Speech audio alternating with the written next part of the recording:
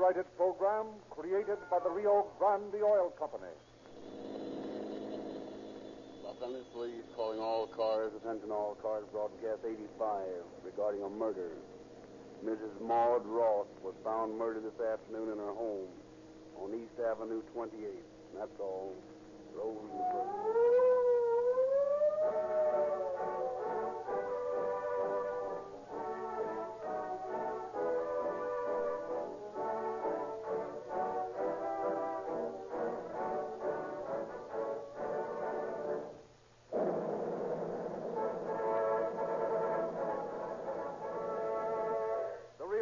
The Oil Company proudly announces the addition of another big city to the Rio Grande Roll of Honor. That fast-growing list of cities which protects their taxpayers by specifying Rio Grande cracked gasoline exclusively for all emergency engines.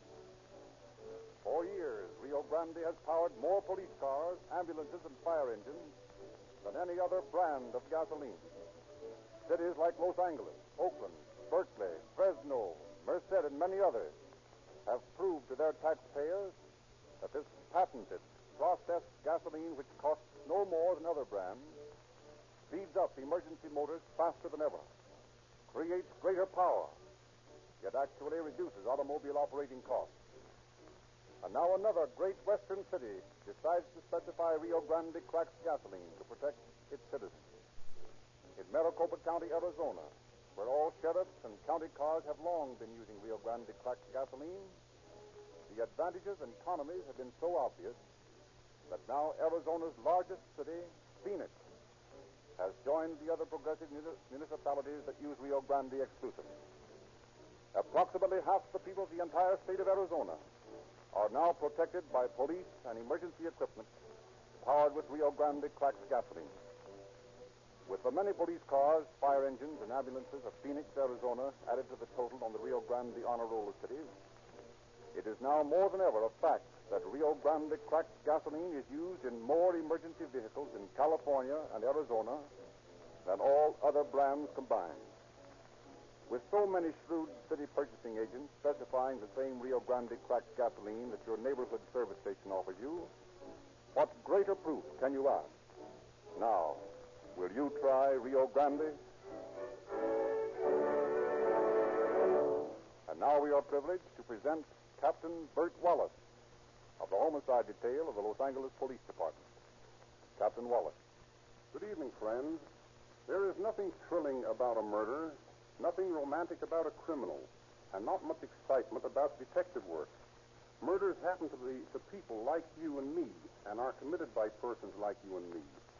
Stripped of all the trimmings of sensationalism, the solution of a crime is a matter of hard work and little fireworks. The difference between the criminal and the police officer is the difference between wrong and right.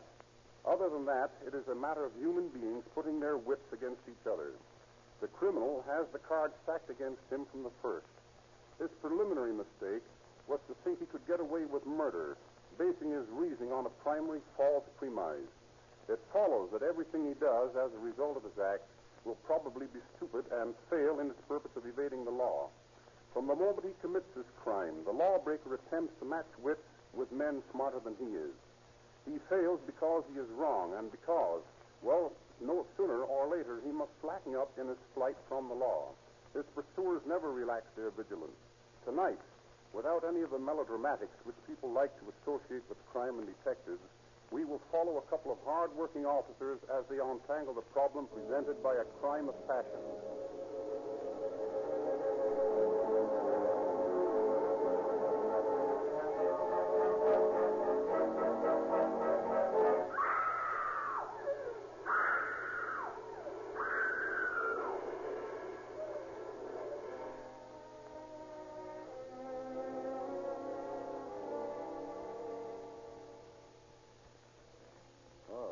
How do you like this daytime shift, Eddie? It gets on my nerves.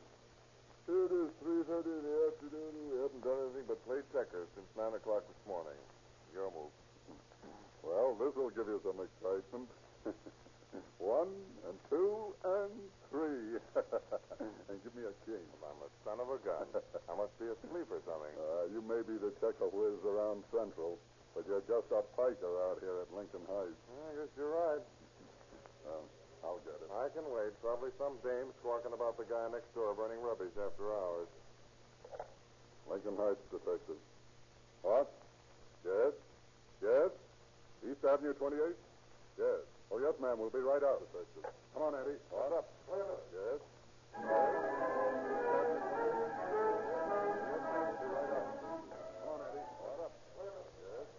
All right, folks. Stand back. Get off the porch now. I'm Mrs. Howard, officer. I phoned. Oh, yes, Mrs. Howard. Where's the body? Oh, right this way. Oh, it's the most terrible thing, officer. Poor Mrs. Ross. Did you discover the body? No, Mrs. Ross' little girl found her when she came home from school. Mrs. Ross is the victim. Yes, Mrs. Maud Ross. She's in there. Thank you. We'll have a look around. Oh, and don't go away, Mrs. Howard. We'll want to ask you some questions, and we'll want to talk to the little girl, too. Yes, sir. We'll be right here in the front room. Now, Max, let's get out there.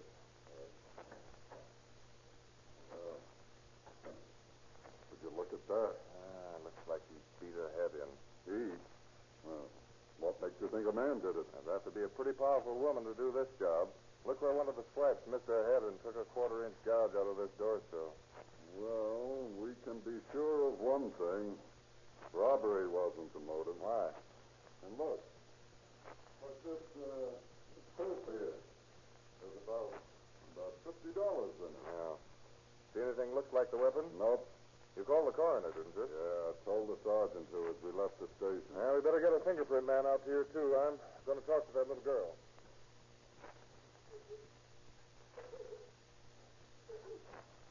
Is this the little daughter, Mrs. Howard? Yes, this is Betty. Now, dear, try not to take it so hard. This gentleman is a policeman. He wants to ask you some questions. All right. You found your mother? Yes.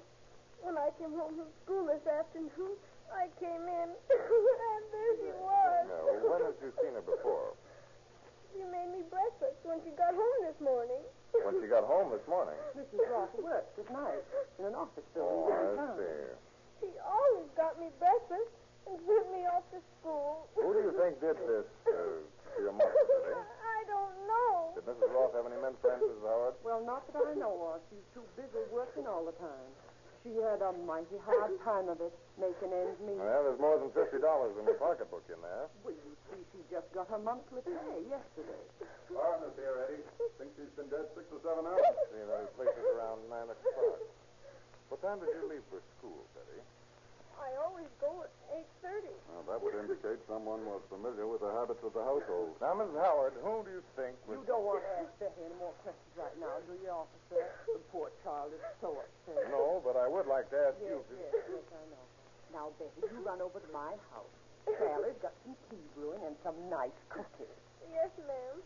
But you'll come soon, won't you, Mrs. Howard? I'm going to miss Mommy so. Yes, dear, I'll be right along shortly. I didn't want the poor child to hear this, but I have got my suspicions. What are they? Well, I think you ought to find Mrs. Ross' husband. He might know something about this. Oh, she is married then. Yes, married and divorced. He sued her for divorce somewhere back in Kansas, but she sued him, too, and she got it. She's often told me she was afraid of him. Why? Well, she never would say. What is this husband's name? Harry Ross. Where does he live? Well, over on Museum Drive somewhere. I don't know the exact address. You know where he works? Yes, he works for the city. For the city. Yes, he's a bricklayer. That would be the engineering department. We can locate him through them. Right. You'll take care of the little girl, will you, Mrs. Howard? Oh, gladly. We'll remove the body to the morgue, and we'll post an officer out front to keep people away. Thank you very much for your assistance, Mrs. Oh, Howard. you're quite welcome, gentlemen. Okay, Eddie. Let's start on the trail of this Ross fellow.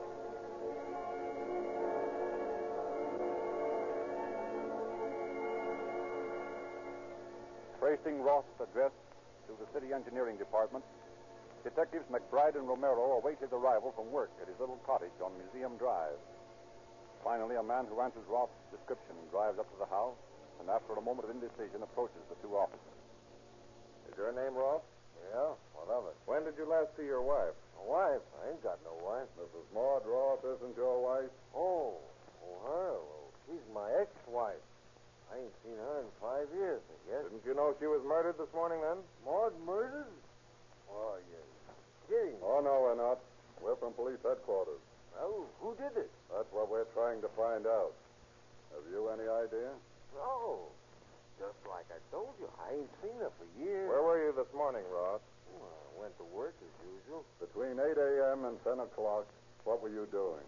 Well, I left the house here at 8 a.m. like I always do. Then where'd you go? I drove to the Yale Street Yards of the City Street Department where I reported to work. What time did you get there?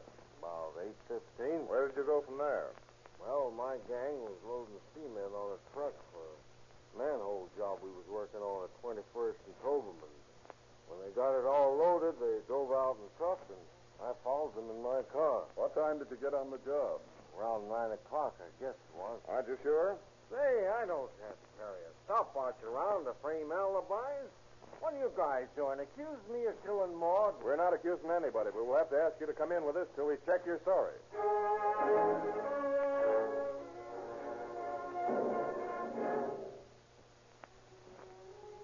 To the Yale Street Yard of the City Engineering Department, the officers go to question Roth, fellow workmen.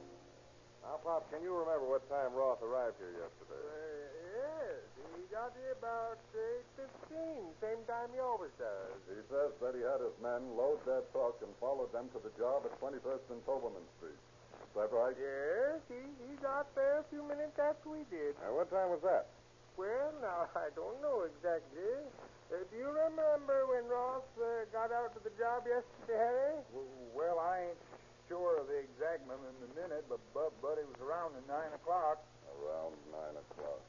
Before or after 9? Well, I can't say.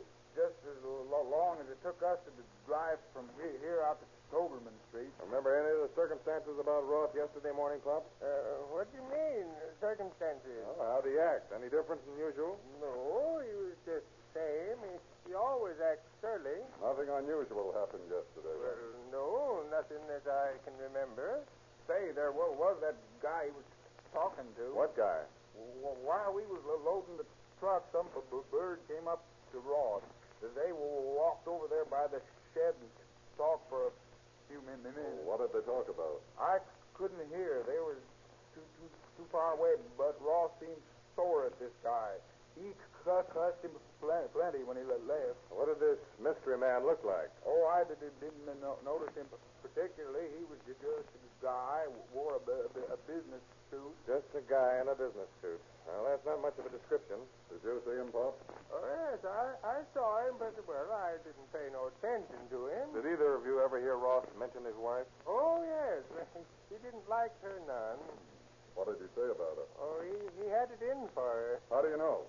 Well, he used to say he hated her bad enough to kill her. He didn't like women anyway. He said there was no better than the dog. Hated his wife bad enough to kill her, eh? Well, that ought to be enough to hold him on suspicion of murder.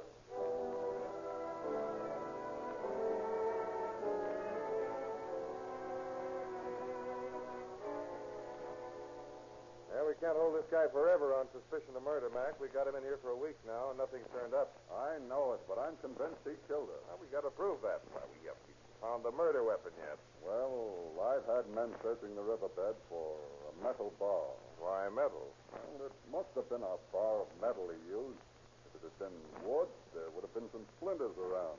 And anyway, wood couldn't have gouged that door jamb the way it was. Well, his alibi is pretty tight. Why, the construction job at 21st and Toberman is 6 miles from the scene of the crime. 6 miles right across town. He'd have to do some tall traveling to get out there from the Yale Street Yards and back to Toberman and 21st in less than a half an hour. And we know the approximate times he was at both places. Well, maybe he used an airplane, but I'm convinced he did it.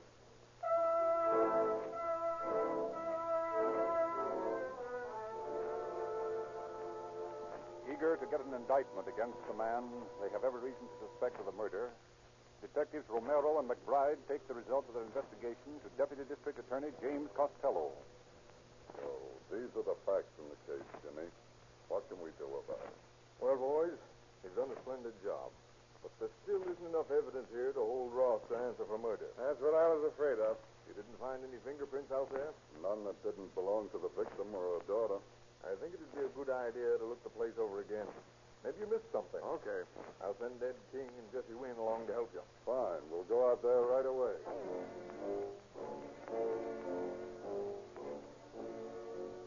Reinforced by Ed King and Jess Wynn, special investigators from the district attorney's office, Romero and McBride return to the murder house on Avenue 28, where they meet Mrs. Howard, the next-door neighbor. We want to go through Mrs. Ross' house again, Mrs. Howard. Have you the keys? Why, yes, but I don't know what you'll find there now. Why? Well, after the men were finished going through the house for fingerprints and whatnot, I cleaned it up so it could be rented again. You mean to say you've changed everything around? Why, yes. Was that wrong? Oh, you should have waited until we told you to do that, Mrs. Howard. Well, I'm sorry, but I didn't know. Where did you put the stuff you cleaned out? Why, I burned it in the incinerator out there.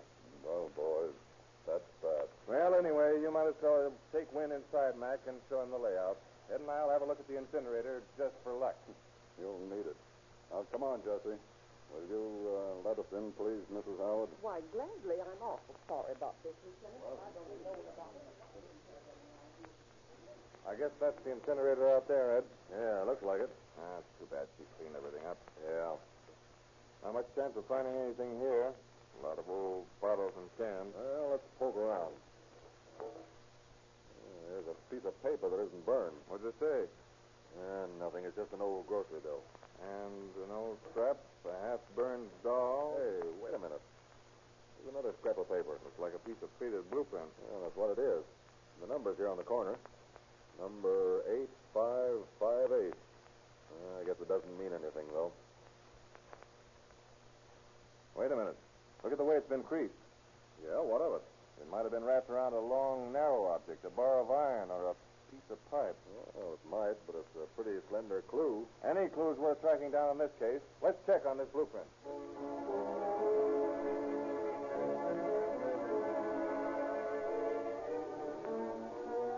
While Wynn and McBride continue their close recheck of the scene of the crime, Romero and King visit the county surveyor's office in an attempt to trace the fragment of blueprint. Hello, Romero. Hello, Tommy. You know Ed King from the DA's office, don't you? Sure. How are you, Ed? Okay. Well, what you boys sleuthing for now? We're trying to trace the blueprint, number 8558. Can you tell us what construction it covered? Well, let's see. 8558. Ought to be in the book here.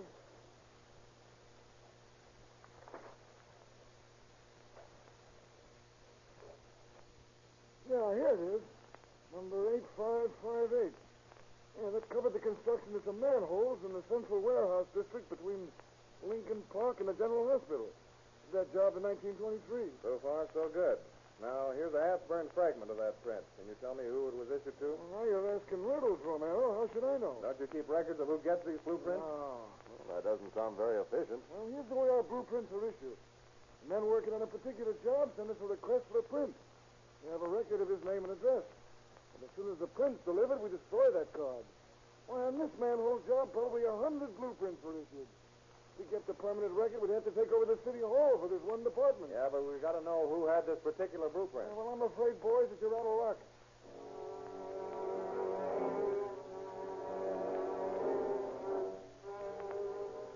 Still refusing to give up, the two detectives visit the city engineer's office, whence workmen are assigned to the various construction jobs. Well, sir, boys, what can I do for you? We're trying to trace the fellow who worked on construction job 8558. 8558? What was that? That was a manhole job in the central warehouse district about 3 years ago. You got a record of the men who worked on it? No. We don't keep records on the personnel after the job's finished. Can you imagine that, Ed? I'm not surprised. Well, listen, this is important. Will you look through your files and see if, just by accident, you still have the information? Okay, but I'm sure it isn't there. Well, make doubly sure. Go through the files. We'll be back later. Okay. Let's go, Ed. I want to go through Roth's car. What's on your mind? Well, I got an idea. I know what the murder weapon was. What? You know the way that piece of blueprint was folded? Like it had been wrapped around a long, thin object? Yeah? You know what a gad is? No, what is it? A bar of metal about the size of a shovel handle. They use it to break up paving blocks, the same way a carpenter uses a chisel, only on a bigger scale with a sledgehammer. Oh, that'd make a mean weapon, wouldn't it? I'll say. And there's a full flock of them around the Yale Street yard. Roth would naturally have access to them in his work. That's why I want to look over his car. The murder weapon might still be in it. Okay, let's go.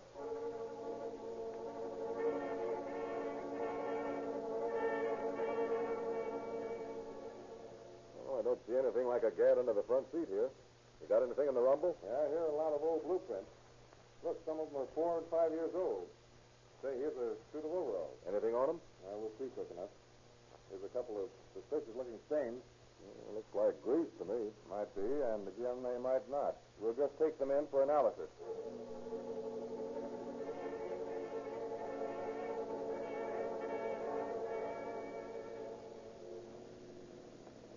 What's the idea of coming all the way down here to the yard? Well, we got to wait for the chemist's report anyway, and there's one point in Roth's alibi I want to check on. What's that?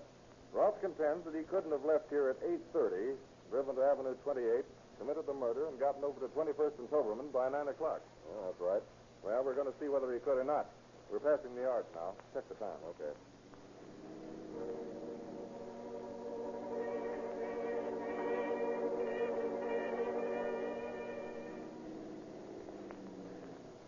Well, here we are in front of Mrs. Roth's house. How long did that take? 6 minutes. Well, if we give him 10 minutes to murder his wife, that would still leave him 15 to get over to 21st and Toberman. Well, let's see if that's possible. Okay. Hey, wait a minute. That guy in the milk truck across the street is waving to us. He's walking over this way. Hey, pardon me, gents, but are you detectives? Yeah. You're trying to solve Mrs. Roth's murder? That's right. Well, I know something about it, or something funny at any rate, and maybe you ought to know it. What is it? Well, I've been seeing a guy hanging around outside Mrs. Roth's house when I made my delivery. What time is that? Well, I usually get out here by 5:15. How often did you see this man around? Oh, 3 or 4 times in the past month. Did you see him on January 17th, the day Mrs. Roth was murdered? Yeah, I seen him coming out of the house. At 5:15? Oh, no, it was around the 8:45. You said you make your deliveries at 5:15. Yeah, but this was the morning I was making my collection. You say that was about 8:45? Yeah, that's right. What did this man look like? Well, he was about medium height. He didn't look like much of anything. Would you recognize him if you saw him again? Sure. Okay. You'll be down at Central Station at 5:30 this afternoon. We'll see if you can identify him from some suspects we have down there, okay? Sure, I'll be glad to. Ask for Romero. Romero. All right, Ed, now let's time the trip from here to 21st and Toberman. All right. I got it. Things are looking better, huh? Yeah, I'll say. Now, if this milkman recognizes Roth.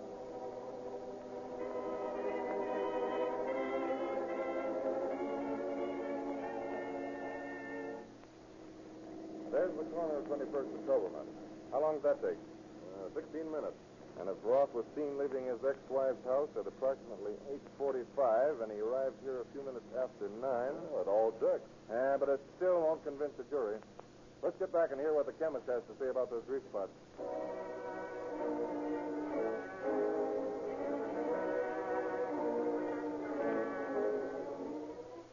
Undoubtedly, the original spots in this sample were made by blood over which grease had been smeared. But the action of the grease has absorbed the blood. That makes positive identification impossible. Guy knew his stuff, huh? Apparently. And you couldn't testify that these spots were made by blood? I'm sorry, gentlemen, I could not. Stopped again. Come on, Ed. Well, where to now? Back to the city engineer's office. We'll see if that guy has found any record of blueprint 8558.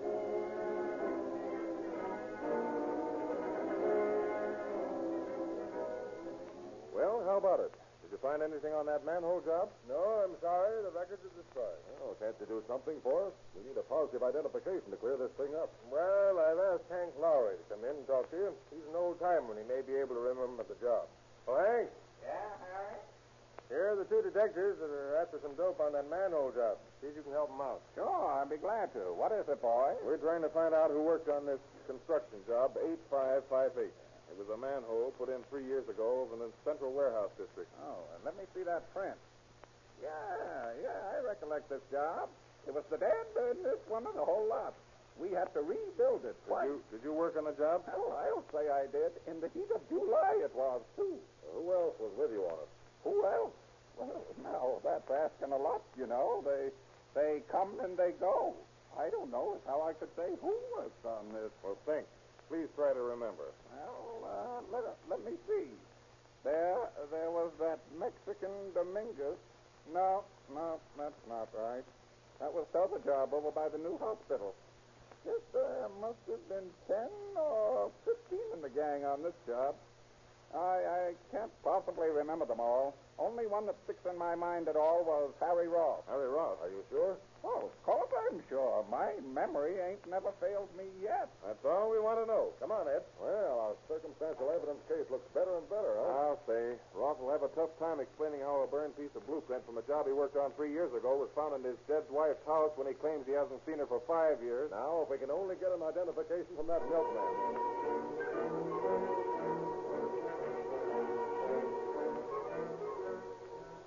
Well, here I am, Lieutenant. Right on time. Yeah, that's fine.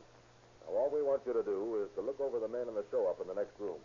Tell me if the man you saw around Mrs. Ross that morning is one of them. Okay. Parade in the suspects, will you, Eddie? All right. This way, please. This what you call a show-up? Yeah. You throw these bright lights on the suspects' faces. They can't see you, but you can see them. Oh, that's so they don't bump you off after they get out, huh? Yeah, that's the general Yeah, idea. but what I don't see is Quiet. why they... Here they come.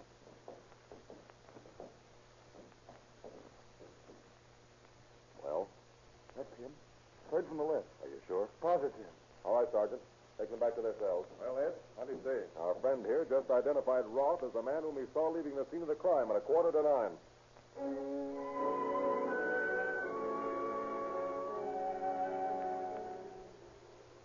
Next day, the hard work of Detectives Romero, King, Wynn, and McBride is rewarded when the grand jury indicts Harry Roth for the murder of his wife. Then McBride discovers the identity of the stranger with whom Roth had argued on the morning of his wife's death. Armed with this information, the officers question Roth again. Well, Ralph, how about it? About what? You've been in the can long enough to think it over. Do you want to come clean? If you're talking about a confession, you're barking up the wrong tree. I got nothing to confess. Listen, Roth. We got an identification of you by a man who saw you leaving your wife. I ain't got no wife. All right, then, your ex-wife's house.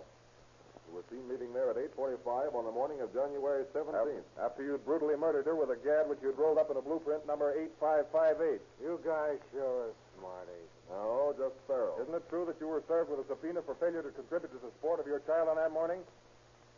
I ain't talking. Well, we know that you were. That you had an argument with the process server and that you cursed him out of the yard. And you've expressed a bitter hatred for your wife on more than one occasion, haven't you? Sure I hated her. She got what was coming to her. And someone ought to bump the kid off, too, so that she wouldn't grow up to be like her old lady. Was that your plan, to come back and murder your daughter, too? I didn't do it, wise guy. You realize that anything you say may be used against you, Ross. That statement you just made is pretty incriminating. Yeah, well, try to hang me on it. Or any of the other nice little theories you have. Just try to send me up. That's exactly what we intend to do.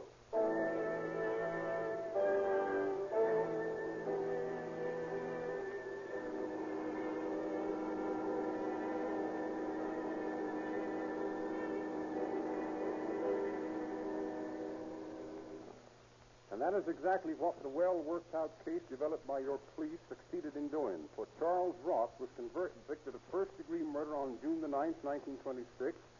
He appealed and lost, and on October the 21st, 1927, sullen and unrepentant, he paid for his crime with his life on the grim gallows of San Quentin, another stretched neck in memoriam to the fact that crime does not pay. Thank you, Captain Wallace.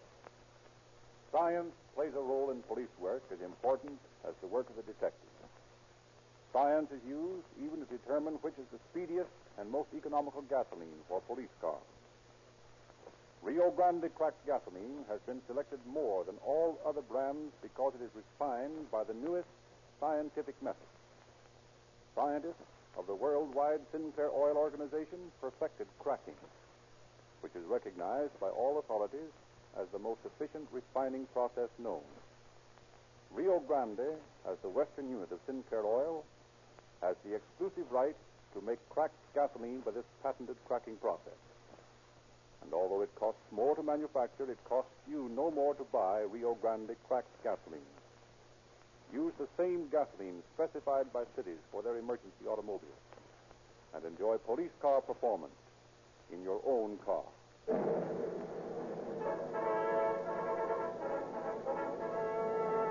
Flight.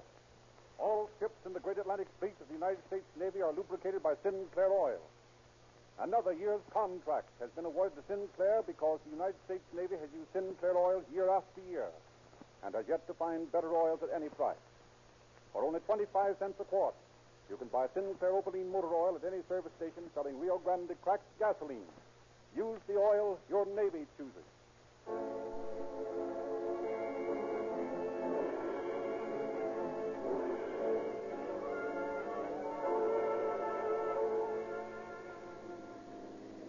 Los Angeles Police calling all cars, attention all cars, to cancellation broadcast 85 regarding a murder.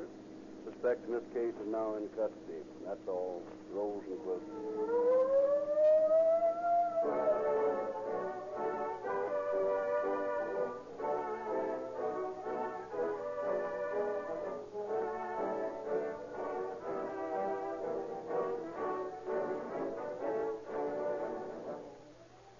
Get your copy of Calling All Cars News free at any Rio Grande service station and read about next week's true police drama. This is your narrator, Frederick Lindsley, bidding you good night for the Rio Grande Oil Company.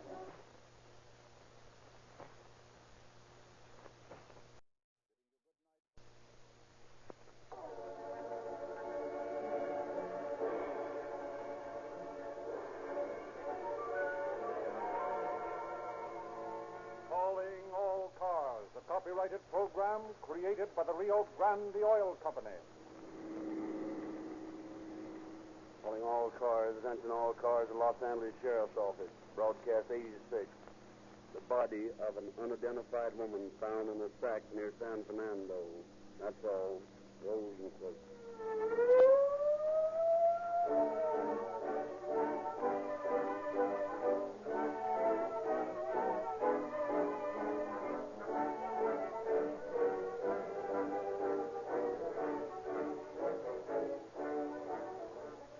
Rio Grande has marched another step ahead. In northern Nevada, the citizens of Reno now enjoy police car performance, and with the addition of Phoenix, Arizona to the long list of cities now using Rio Grande cracked gasoline exclusively, it is now more true than ever that throughout California, Arizona, and Nevada, more police cars, fire engines, ambulances, motorcycles, more emergency equipment of every type are powered by Rio Grande cracked and by all other brands of gasoline combined. Why did Phoenix decide to change to Rio Grande cracked? Not because of price, not because of politics, but because of the performance of this outstanding gasoline. For a long time, the Maricopa County, Arizona Sheriff's cars have been using Rio Grande cracked gasoline. They have made greater speed, had greater power than ever before, and records prove it costs less per mile to operate a car on Rio Grande cracked gasoline. That's why Phoenix, Arizona's capital and largest city, has changed to Rio Grande. And that's why the big California cities, Oakland, Berkeley, Fresno, Bakersfield, Los Angeles, and many others, specify Rio Grande cracked for all emergency cars. When are you going to change? Rio Grande's independent service stations offer you the same cracked gasoline that these cities are using. With a tank full of Rio Grande cracked, your car, too, will give police car performance.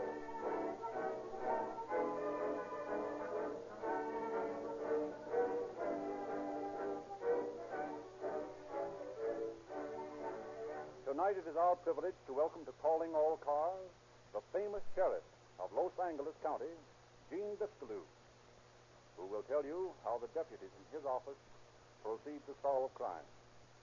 Sheriff Biscalou. First, let me correct the common misunderstanding of what constitutes a detective. There's a lot of misinforming ballyhoo turned out regarding the romance of being a detective. In the 28 years I have spent in the sheriff's office, I have failed to find any of this romance. Sherlock Holmes was a very interesting figure with his fore and aft cap and his magnifying glass, and Philo Vance is undoubtedly thrilling to the lovers of detective fiction, with his suave sophistication and his cane and spat. But I have never run into either of them when there is any real police work to be done. We law law enforcement officers are concerned with facts, not thrilling fiction. And for that reason, our lives and our activities, I am sorry to have to assure you, are not half as fascinating as you may think them. The case you are about to hear does not make a good detective story. In it, you will encounter no amazing scientific sleuthing. You will hear no Superman deductions, but you will see how we set about to solve a crime. We know that most criminals make stupid breaks and blunders. Our deputy sheriffs, by common sense and hard work, ferret out these inconsistencies. Not one of our men considers himself a genius. Yet we have successfully solved 98% of our cases. The secret of being a detective is discovering the mistakes which every criminal is bound to make. Our story begins on Christmas Day, 8 years ago. My chief criminal deputy, Captain William J. Bright, was just finishing his Christmas dinner.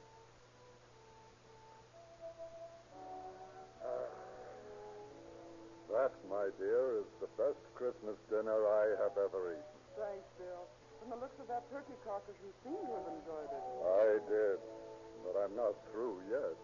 Now, if you'll just pass me another piece of that mince pie, I'll... Why, Bill, you'll burn. Oh, there's the phone. I'll answer it. Here, you enjoy your pie. And if it's anybody from the sheriff's office, tell him tell him anything. I don't want to be bothered.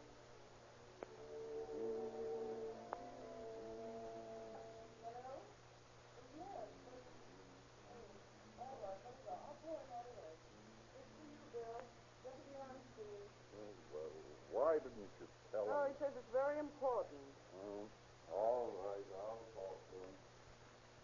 Yes, sir. Okay.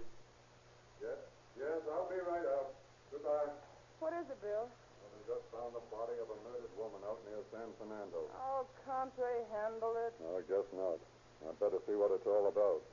Well, there goes my Christmas, shot full of holes. But you enjoy yourself. I'll be back as soon as I can.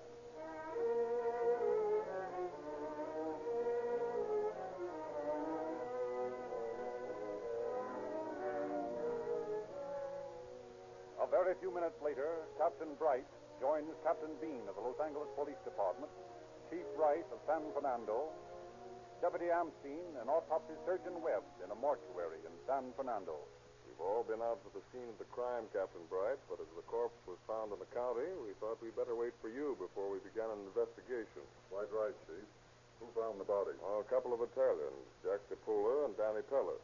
They were walking through a field on the outskirts of town when they saw a bundle wrapped up in this canvas sack.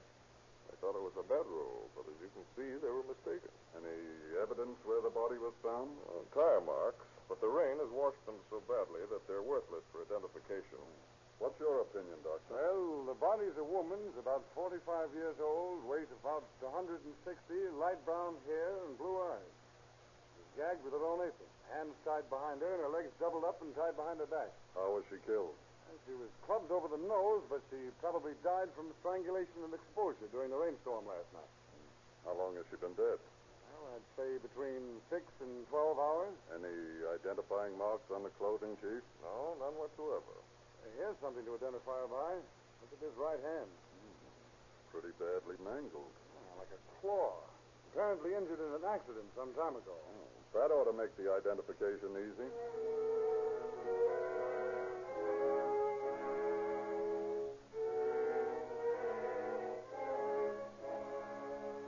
But the human claw does not make the identification easy. For days, deputy sheriffs checked the descriptions of missing women. And although several of them are known to have claw-like right index fingers, still none turns out to be the mysterious victim of the Sack murder. Then an unexpected telephone call comes into the sheriff's office. I think that murdered woman with a claw-like finger used to live across the way from me. Excited, deputy sheriff takes the informant to the mortuary in San Fernando to identify the body. Then bring him back to Captain Bright's office. I'm positive, Captain Bright, that the murdered woman is my neighbor from across the street. What is her name, Mr. Whittier? She went by the name of Molly Burke, but she told me her real name was Mrs. Amelia Appleby. another name. To avoid relatives who are after her money, she said. I understand she inherited nearly $1 million from her husband. And you say this Mrs. Appleby lived across the street from you? Yes. When did you last see her? The day before Christmas. She was standing on the porch arguing with Dr. McMillan. Dr. McMillan? Who's he? Well, he was a friend of Mrs. Appleby's. They used to quarrel a lot. She told me that she was afraid he tried to put her into an insane asylum so he could get control of her property. Is Dr. McMillan out there at the house now? No, some people moved in day after Christmas. They did? Yes. And I called Dr. McMillan a couple of days ago when I saw these new tenants to find out what had become of Mrs. Appleby. He was very short with me.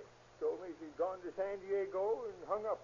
Where's this doctor live? At the Radford Arms Apartments on Western Avenue. Fine. Amstein, Cruchon.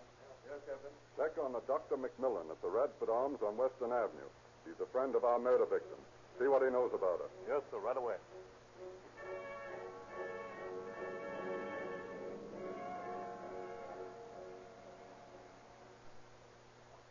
You the landlady? Yes? What apartment is Dr. McMillan? Oh. Dr. McMillan ain't in, and I don't expect him back tonight. You're pretty definite about it, eh, Bert? I'll say. I guess we better try again. I told you Dr. McMillan ain't in. We're deputy sheriffs, ma'am, and we want to know how to reach Dr. McMillan. It's important. I told you he ain't in. He won't be in tonight at all. What's his apartment number? Apartment 7, but he ain't there. We'll see about that. Apparently, she's under orders. Yeah. Let's see. Apartment 7. It's just down the hall here. Yeah. There it is. Seems like somebody moving around in there. We'll know pretty quick. You Dr. McMillan? Yes. You're under arrest. What? I don't understand. Captain will tell you all about it down at headquarters. He wants to ask you some questions. What's the idea of all the papers spread on the floor, Doctor? Figuring on leaving town? No, I was just looking through some things of mine. Some things of yours.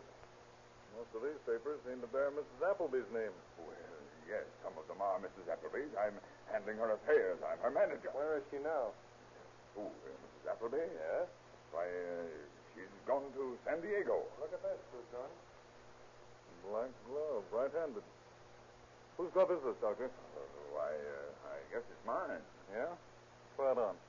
Very well.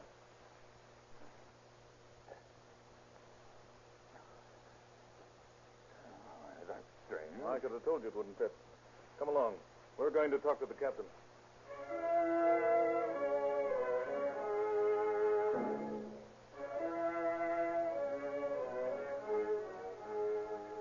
Without telling Dr. McMillan the reason for his arrest, Captain Bright questioned him for hours, during which he discovered that the doctor had met Mrs. Appleby at church, and that after they became fast friends, she employed him to handle her affairs. Then he veers the questioning to the doctor's professional background. You have been practicing medicine in Los Angeles, Doctor? No, I've been interested in real estate since I came out to the coast. I see. Where have you practiced medicine? Well, I was in St. Louis for a while, and then in Bobbin, Texas. I had a practice in Plantersville, Texas for 8 years. And when did you come to Los Angeles? About 4 years ago. Done pretty well in the real estate business? Oh, I can't complain. Things haven't been so good lately, though. Is that the reason you killed Mrs. Appleby? What? Why did you kill Mrs. Appleby? I didn't kill her. She's not dead. Here's a picture of her body wrapped in a canvas sack as she was found in a wet field near San Fernando. You left her like this. No, you must be mistaken, Captain. I can't believe that Mrs. Appleby is dead. I saw her only a few days before Christmas. She told me she was going to San Diego and asked me to be sure to rent her house for her. Oh, no, Captain. Mrs. Appleby isn't dead. She's in San Diego. Well, perhaps you're right. We can make mistakes like other human beings. Surely this is one of them, then. I notice among the papers we found in your apartment this will in your favor made out by Mrs. Appleby on hotel stationery. Yes, Mrs. Appleby gave me that as proof of my authority to handle her affairs. Doesn't look like a very business-like authorization to handle $1 million estate. Well, that's the way Mrs. Appleby does things. I see. Rather rather eccentric, eh? Yes, I suppose you could call her that. Where were you on Christmas Day, Doctor? Christmas Day, well, I took some presents to my wife in the morning. Oh, your wife? Oh, you're married then? Yes, but separated. All right. Christmas presents in the morning. What did you do the rest of the day? Well, I went to hear Bob Schuler preach in the evening, and the rest of the day I spent in my apartment. Well, I'm sorry I missed old Bob on Christmas myself. What did he preach about? Talked about the firemen's football team and Mayor Cryer. Did he read from notes as usual? No, he spoke extemporaneously. That's interesting, isn't it, Cruchon? Old Bob Schuler talking about the firemen's football team on Christmas Day. Yeah, I got a kick out of that. Say, Captain, if you don't want me in here, I'll get out, get at the rest of that evidence on the Kokomoto case. All right, Cruchon. How's the quizzing going? Bill just trapped the doctor on the subject of Bob Schuler's sermon on Christmas. He gave me the office to check it. Hello? Reverend Schuler? Speaking. This is Deputy Cruchon of the Sheriff's Office, Reverend Schuler. Yes? What can I do for you? Do you remember the text of your sermon on Christmas? Yes. Did you talk about the firemen's football team and Mayor Cryer? I certainly did not. I preached the story of the Nativity. Well, I was just interested to know. Say, what is this, a joke? Oh, well. Checking a story of the suspect. He's trying to use you as an alibi. Thanks a lot, sir. You're quite welcome. What's the dope? One strike on the doctor. Now, Dr. McMillan, did you and Mrs. Appleby... That evidence doesn't seem to tally on that Kokomoto case, Captain. I didn't think it would. Now, let's see. Where were we? Oh, yes. Dr. McMillan, did you and Mrs. Appleby always get along together? Oh, yes. We were the best of friends. Then why did you crush in her skull on Christmas morning? I didn't. You're positive you didn't kill Mrs. Appleby? That's right. But there's a blood stain on your coat lapel right now. Why, that I must have got that while I was shaving. You can see her on my cheek where I cut myself. In the habit of shaving with your coat on? Perhaps you'd like to see the body of the woman you didn't kill. Yes. I think that's the best way to end this unfortunate case of mistaken identity. I'm positive Mrs. Appleby is not dead.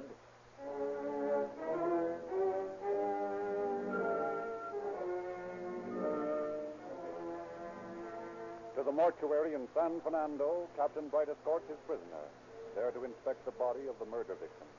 Well, Doctor, is this Mrs. Appleby? It looks something like her. You recognize this human claw, don't you? No, I never saw that finger before. However, I am convinced that this is Mrs. Appleby. And I'm convinced that you killed her. There, my dear Captain, you are in error.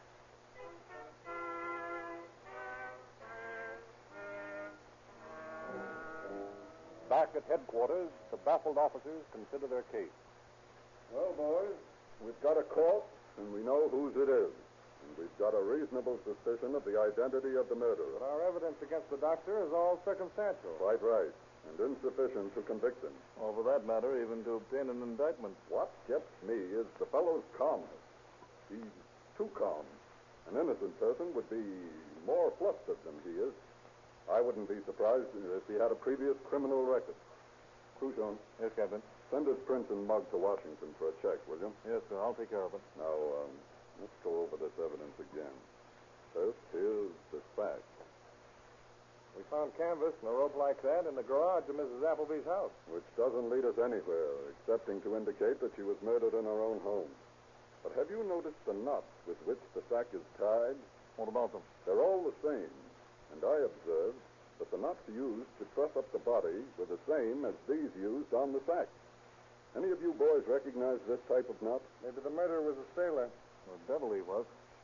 These knots are the kind doctors use to tie sutures on wounds. I know. I went to medical school for a couple of terms. A physician's knot, eh? Which brings us back to Dr. McMillan. Right. Which is, again, purely circumstantial evidence. What's the next exhibit? A pair of black gloves. We found the left-hand one in Mrs. Appleby's home. The right-hand one in the doctor's apartment.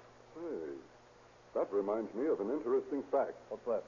Have you noticed that none of the friends and neighbors of Mrs. Appleby, even including the doctor, had ever observed that claw finger on her right hand? That's right. And that's the one point on which we'd hoped to get an identification.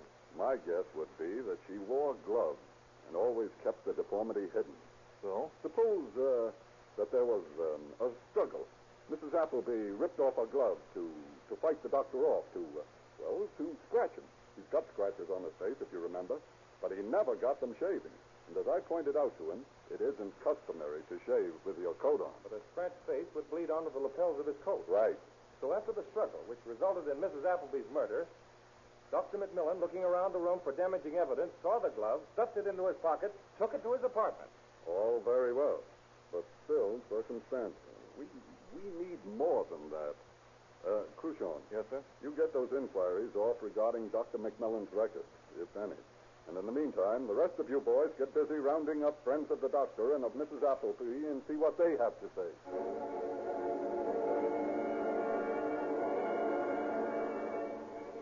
While the sheriff's office awaits a reply to their inquiry regarding Dr. McMillan's record, deputies are busy interrogating friends and neighbors of the murdered woman, while national publicity given the case by the press helps the work of the officers.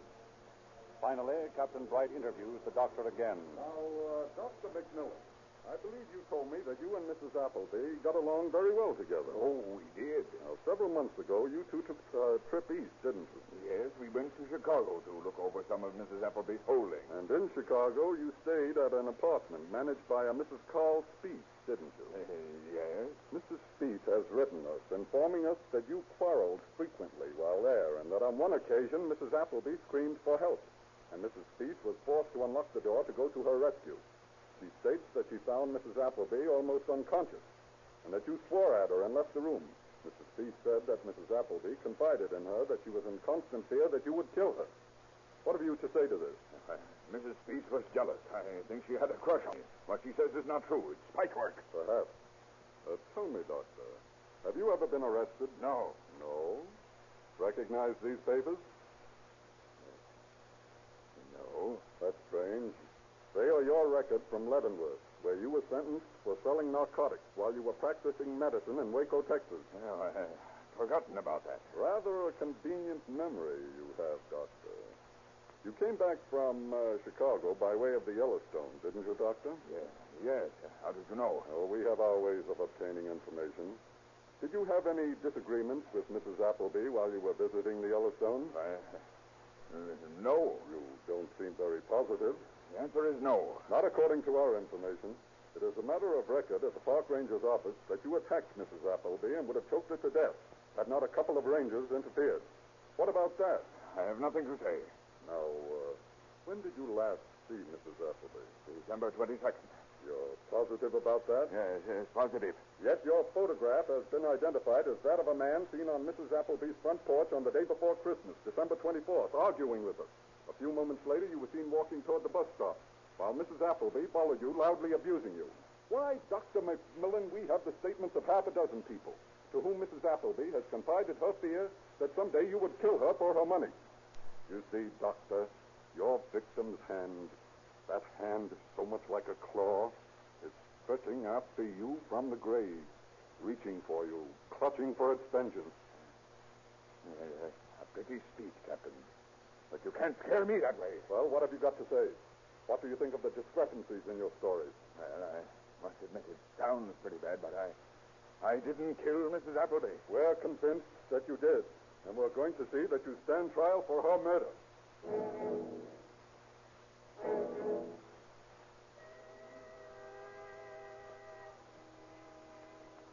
The evidence procured by Captain Bright and his men is sufficient to obtain an indictment from the grand jury charging Dr. McMillan with murder.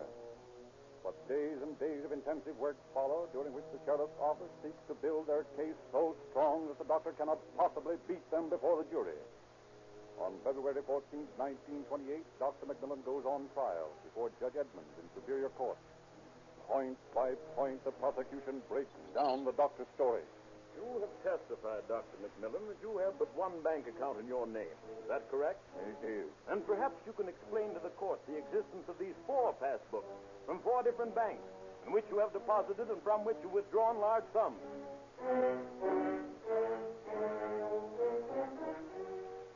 He told me Mrs. Appleby was going to San Diego. He told me Mrs. Appleby had gone east.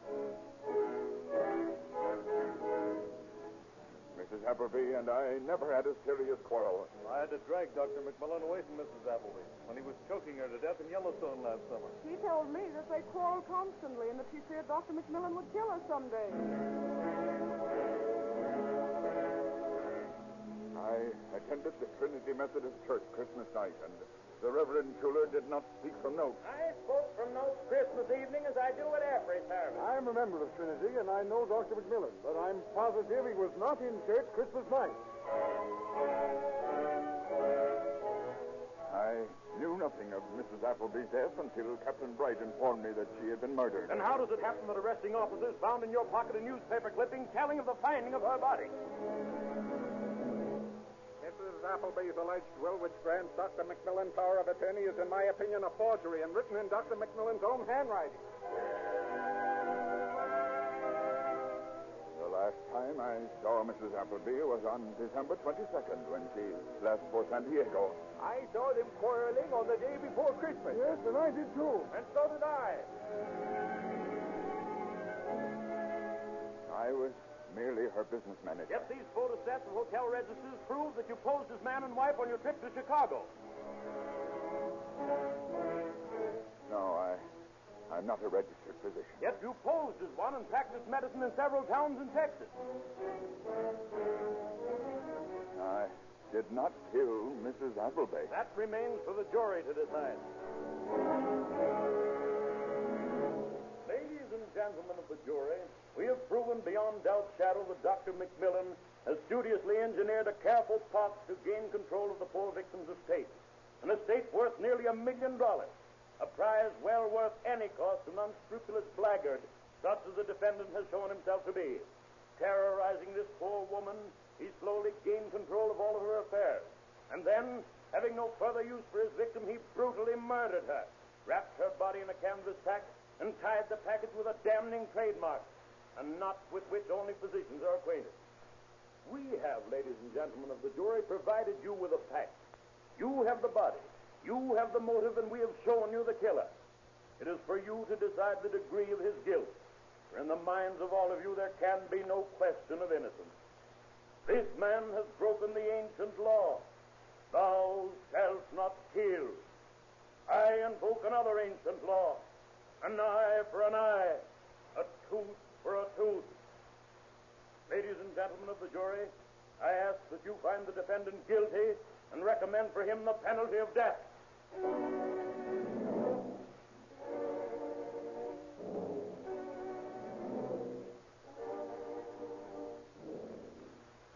Dr. Charles M. McMillan, rise and face the court.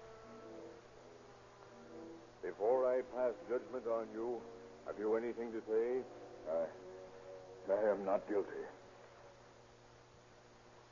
In the opinion of the jury, you have been found so. And in reviewing the evidence and the discrepancies in your defense, I concur with the opinion of the jury. There is no question in my mind but that the verdict of first-degree murder is a fair one. Therefore, I sentence you to be confined in San Quentin Penitentiary for the rest of your natural life. And furthermore, I recommend that no parole shall ever be granted you.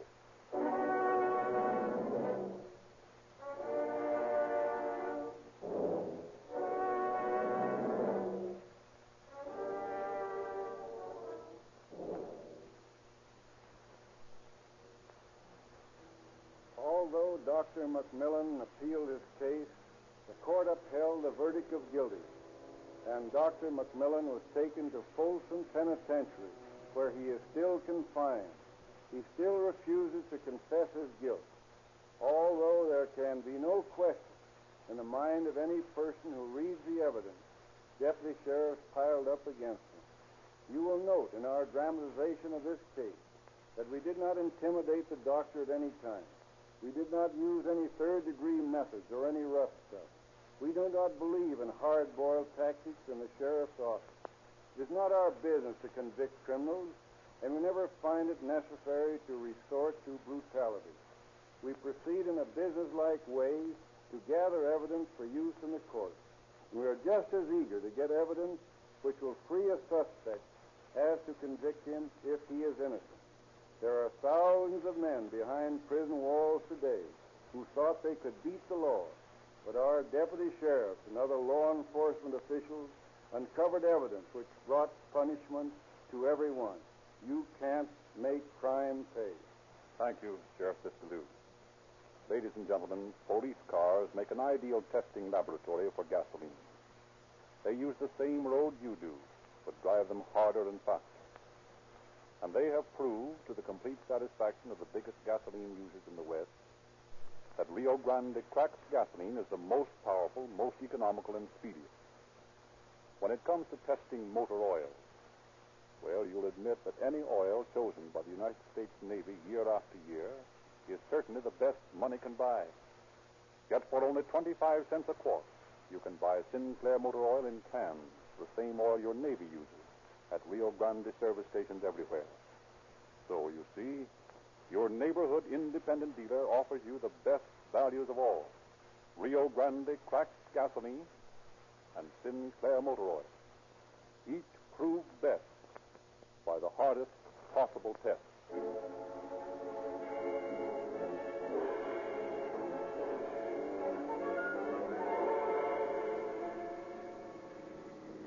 Calling all cars, attention all cars at Los Angeles Sheriff's Office. Cancellation of broadcast 86 regarding an unidentified murder victim. The body has been identified and murderer is now in custody. That's all. Roll and This is your narrator, Frederick Lindsley, bidding you good night for the Rio Grande Oil Company.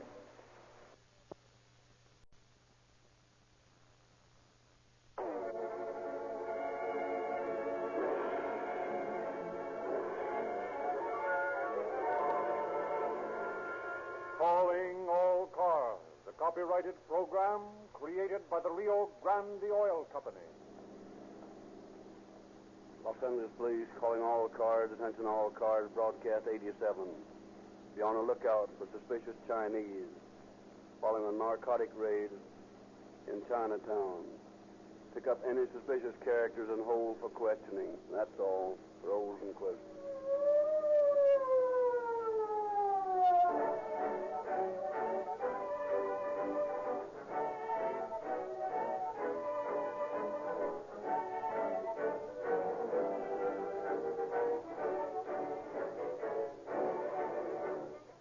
Invited Mr. George A. Zamboni, petroleum engineer and member of the Society of Automotive Engineers, to tell you tonight why you save money by using Rio Grande cracked gasoline in your car. Mr. Zamboni. All automobiles built during the last 5 years have high compression, high speed engines, and ordinary gasoline won't work efficiently in these new motors. Motorists who buy cut-price, uncracked gasoline think they are saving money, but they are wrong. Your motor can use only part of the power in each drop of uncracked gasoline. The unburned portion either goes to waste or turns into damaging carbon or oozes down your cylinder walls to dilute crankcase oil.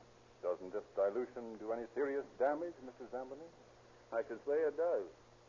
If you put the finest oil into a motor and then run it with this cut-price, uncracked gasoline for only a few hundred miles, your oil is so diluted it is useless for lubrication.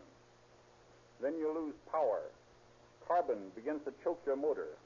Your engine has no protection from friction and wear. What's your recommendation, Mr. Zamboni? Every car built since 1930 should use nothing but cracked gasoline. High compression, high-speed motors operate at full efficiency only on cracked gasoline. Cracking ensures that gasoline burns quickly, completely, leaving no unburned parts to carbonize or dilute oil. What do you think of the Rio Grande patented cracking process, Mr. Company. Rio Grande has unquestionably the finest cracking plant in America. I consider your cracking process the very latest and best development in petroleum refining. Then you know why so many leading western cities that make careful tests of the gasoline they specify for their emergency vehicles, police cars, and fire engines use Rio Grande cracked gasoline more than any other brand.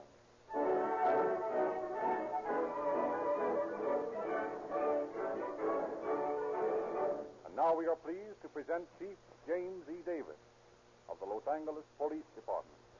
Chief Davis. Good evening, friends.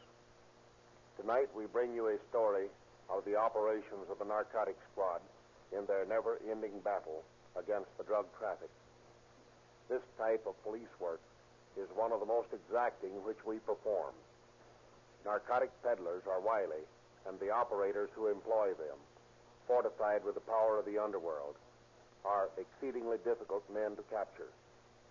Even though we do make an arrest of a peddler, or mule, as he is known to the underworld, this rarely brings us to the main source of supply.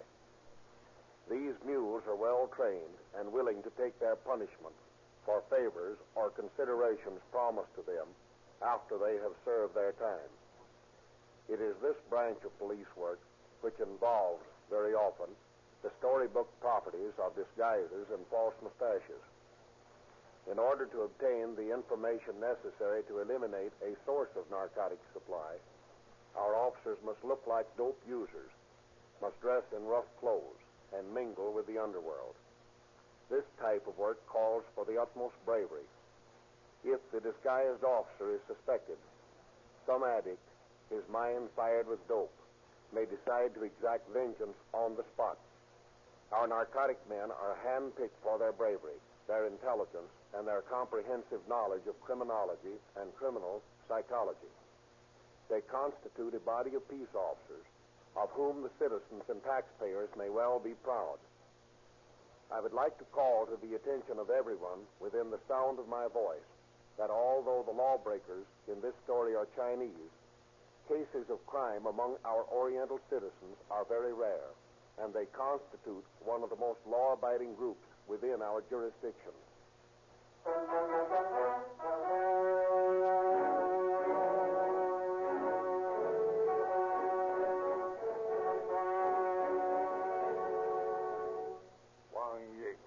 Wang Yik. Every time you guys knock over a mule, we find he's selling that junk for Wang Yik. Chitwood. Yes, sir? Go out and get this Wang Yik. I'm going to put a stop to this dope ring, another reason why. It won't do any good to bring in Wang Yik. Why not? He's too smart. He lets these mules take a rap for him. Old men like that one we just questioned.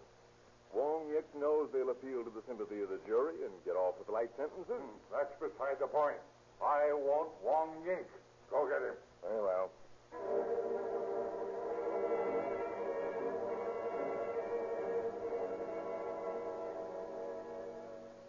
I cannot understand, gentlemen, why you should desire my highly unimportant presence. Look here, Wang Yik. We'll dispense with the formalities. You're peddling dope, and we know you are. Indeed? Then your superior mentalities know of a fact of which this unworthy person is still kept in ignorance. Ah, baloney. If there is any doubt in your highly estimable mind, I shall be glad to offer you any assistance. You bet you will. What did you find at his house, Chitwood? Just what I expected. Nothing. Did you search the place? Thoroughly. Well, maybe he's got some on him. No, I've taken him down. He hasn't got a thing. The honorable officer appears vexed. If I can help in any way. Look here, Wang Yik. We've arrested 3 dope peddlers in the past 2 weeks, and they all admit they work for you. Indeed? Yes, indeed. Now we want to know where your supply is. It is unfortunate, but my humble brain finds it impossible to understand your words of wisdom. You're in a tight spot, Wang Yik. This in no way unusual person is still, for all his shortcomings, fully aware of his legal rights. I am in no spot whatsoever. I enter this place a free man, and I leave it in the same way. What are you in? It is highly unfortunate that certain benighted individuals choose to defame the good name of Wang Yik. still, my conscience knows that Wong Yik, a respectable, though in no means extraordinary merchant who abides the law in all respects, has done no wrong. Good afternoon, gentlemen. Come back here. Kidwood, bring that man back here. Take it easy, Captain. You can't make him stay here, and you know it. And what's more, he knows it, too. Yes, but we know the man's peddling dope. What of it? We can't prove it. You don't understand these Orientals the way I do. If you'll pardon me saying so, you're handling this thing all wrong. I guess I didn't put in 10 years in the precinct station for nothing. I guess I know how to question suspects. Well, maybe you do. But handling narcotic cases is a completely different thing. Well, how would you do it? Well, I'd work the same way the Oriental does. What do you mean? I'd take my time. I'd have infinite patience. Well, why don't you do it then? If you let me do this my own way, I will. Do it any way you like, but get the stuff on that arrogant Chinaman. Very well, but I may be a year doing it. Okay. Take all the time you like, but hurry up.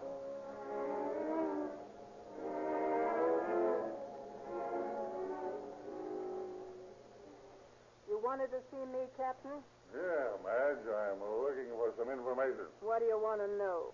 Well, I've just heard that Wong Yink's running a wide-open joint down in Chinatown. You just heard it. Say, Cap, that's old stuff. Everybody along the stem knows it. Where is the spot? I don't know. I've never been able to find out. Why not?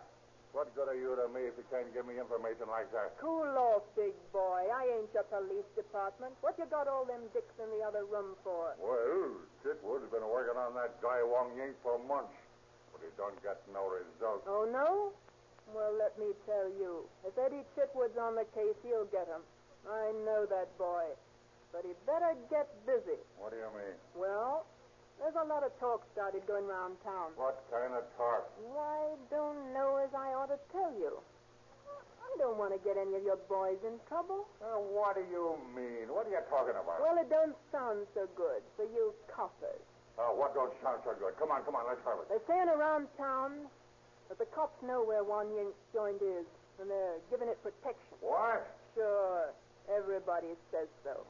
They say the narcotic squad's overlooking the joint. Well, that settles it.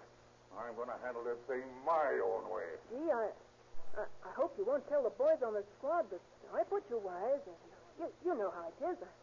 I just thought it'd be worth your while to know about it, but I don't want to cut into the boys' sugar. Still, at the same time... Don't worry, Madge. You'll be taken care of. Nobody'll know where I got the lowdown. Thanks, Captain. I need a person like you, Madge. I won't forget you. Okay. Anything for me now? No, except go out and try to find out where that joint is. Okay, I'll do my best. So long, Cap. So long, Madge. Send Chitwood in here. Sit down, Chitwood. I understand that Wong Yink's running a smoke joint. That's right. Oh, you knew about it. Yes. Maybe there's some truth in this story, then. What story? That the narcotic squad is receiving payoff in return for immunity. What? The story's all over town. Well, score one for Wong Yik. What do you mean? What's so funny? You can't bring a Chinaman in here and try to browbeat him the way you did Wong Yik. This is his way of getting even. Do you realize what this means? Sure I do. It's swell political material. All the opposition needs is to open up a smoke joint for a night, take some pictures in it, preferably with stooges in the pictures dressed as coppers, run them in the papers, and the election's lost. That's right. We've got to do something about it. Now, I'm doing everything I can. I've been shadowing Wong Yik for 3 weeks. He's too smart. He shakes me every time. Chitwood, is there any truth in this story? Now, listen. If there's any doubt in your mind, you can go get Wong Yik yourself. I know the boys in my squad, and there isn't any of them taking hush money. Oh, now, there's no need to get sore about it. Well, I am sore about it. If you hadn't bungled this investigation in the first place, we wouldn't be in a jam like this. This is no time to argue about past mistakes. No, but you expect me to pull your chestnuts out of the fire? No, it isn't that, Chitwood. Yes, it is that. Okay, I'll get Wong Yik for you. I'll save your face. But I hope the chief gets wise and puts you back in the stick-pounding pavements when the smoke clears away.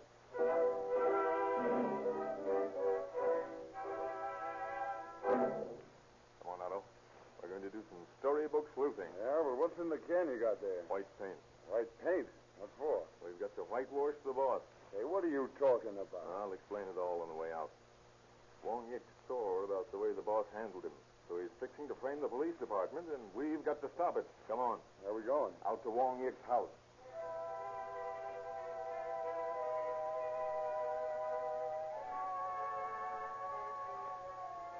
Now, here's his car, right over the curb.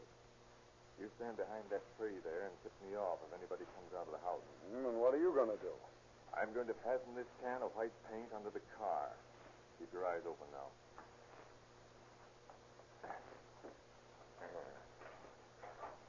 Come on. Get over there. Oh, gosh, this wire cut your hand. There. Now for the ice pick. And we're all set.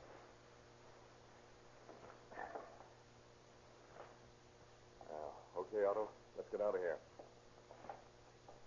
Now, will you kindly tell me what's the big idea? Sure. Simple. I lashed the can of white paint under the car. And then I knocked a hole in it with an ice pick. Yeah, but what for? So it'll drip out. Now, all we got to do is keep our eye on Wong Yik's house. When he drives away, we let him get a head start, and we still can follow it. See?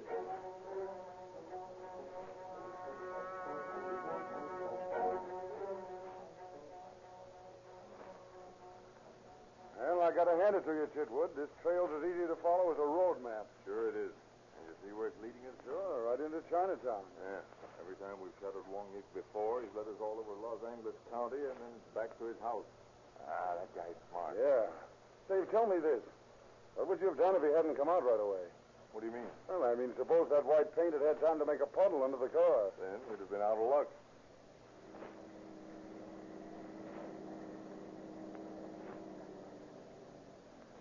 Well, here's where the trail ends. There's Wong Yik's car parked across the street. Uh-huh. Corner of Alameda and Narciso Street. Now, what's the next step? To get out of Chinatown before we recognize.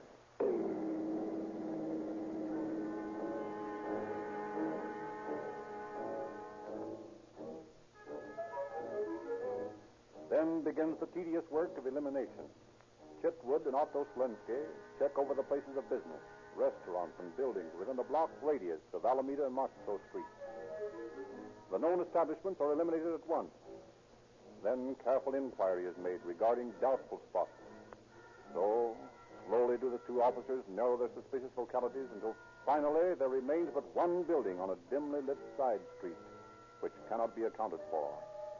One foggy, chill evening in early September, Chitwood and Slensky, dressed in old clothes, shuffle through Chinatown. Better lurch a little bit, like you had a load aboard. Okay. You know, Chitwood, this all seems a little screwy. And these buildings are all warehouses. There's nothing doing back here at night. Yeah, maybe, but this one spot down here is the only one we can't account for. Oh, this is it, isn't it? Number 73? Yeah, that's right. Well, it looks deserted. But the windows have all been broken. You never can tell. Well, let's barge in and see what's there. Quiet. Keep moving. There's a Chinaman behind us. Following us? I can't tell. Just keep walking. Sneak a look and see if he's still there. No? He's gone. Gone? Where the devil do you suppose he disappeared to? That's just what we're going to find out. How? See this low building across the street? Yeah? There's a fire escape on the side. We're going up to the roof. Come on.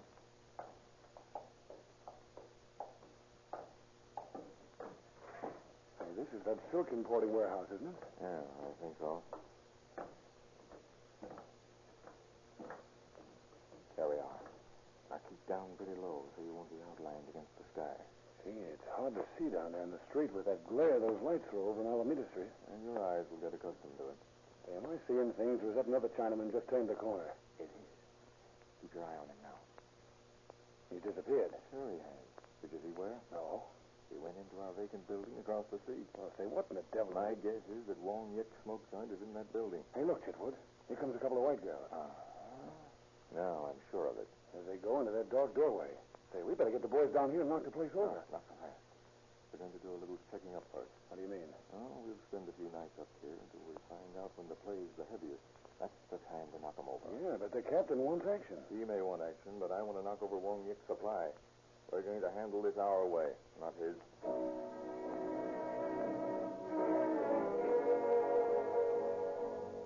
Night after night for weeks, Chitwood keeps a lonely vigil atop the ancient building in old Chinatown, watching the shadowy figure slink down the dark street, disappear into the yawning black entrance of the abandoned building.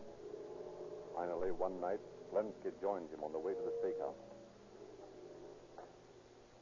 What's up, Chitwood? Plan to knock him over tonight? No, but I want to determine where the joint is located in the building. Yeah, we're taking a chance, aren't we? Oh, not much chance. This is Tuesday, and I've noticed that on Tuesday nights the place doesn't get a big play. The last couple of Tuesdays, there have only been 3 or 4 smokers come in all night. So we're pretty safe. Well, if it's okay with you, it's okay with me. And a boy. Well, here we are.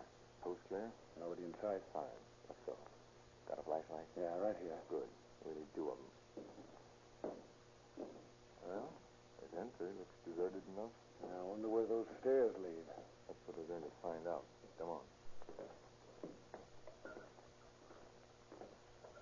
What's the matter? A mouthful of cobwebs. Oh. Hey, nobody's been up these stairs for years, Chitwood. Oh? Ever hear of machines to spin cobwebs?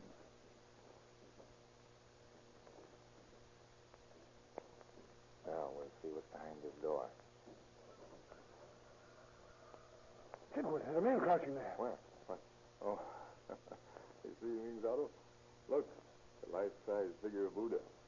Must have used this floor for a temple at one time. Well, it sure looked like a man in the shadows. Hey, listen. What was that? Huh? A rat. Yeah, look at him go. He's half as big as a cat. Well, there's certainly nothing up here. No. I guess the joint is where I suspected it was all along. Oh, where's that? In the basement. Well, let's go down there then. No, not tonight. All I wanted to do was eliminate the rest of the building. And we'd better get out of here now.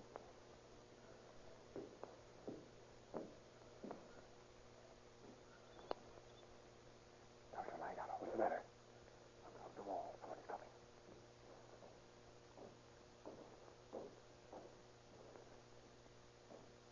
Just as I thought. He went down the cellar. Don't you want to look that over now? No, sir.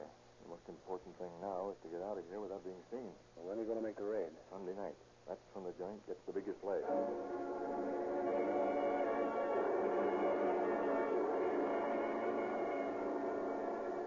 Men all posted, Otto? Yep. Smith and Beard are on the roof. Sayers, Hathaway, and the state narcotic man are at the corner waiting for our signal.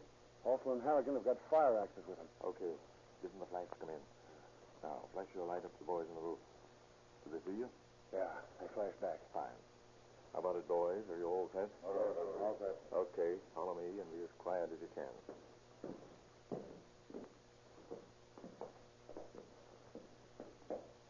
Here's the ladder to the cellar. I thought these underground smoke joints had all been cleaned out, Chitwood. Yeah, so did we, Hathaway. Most of the labyrinths under Chinatown were closed up 10 years ago, but apparently the boys overlooked one. Now, take it easy. This lower rung is wobbly. Well, looks like we go further down. How's that? This passageway here leads on down. Let's go.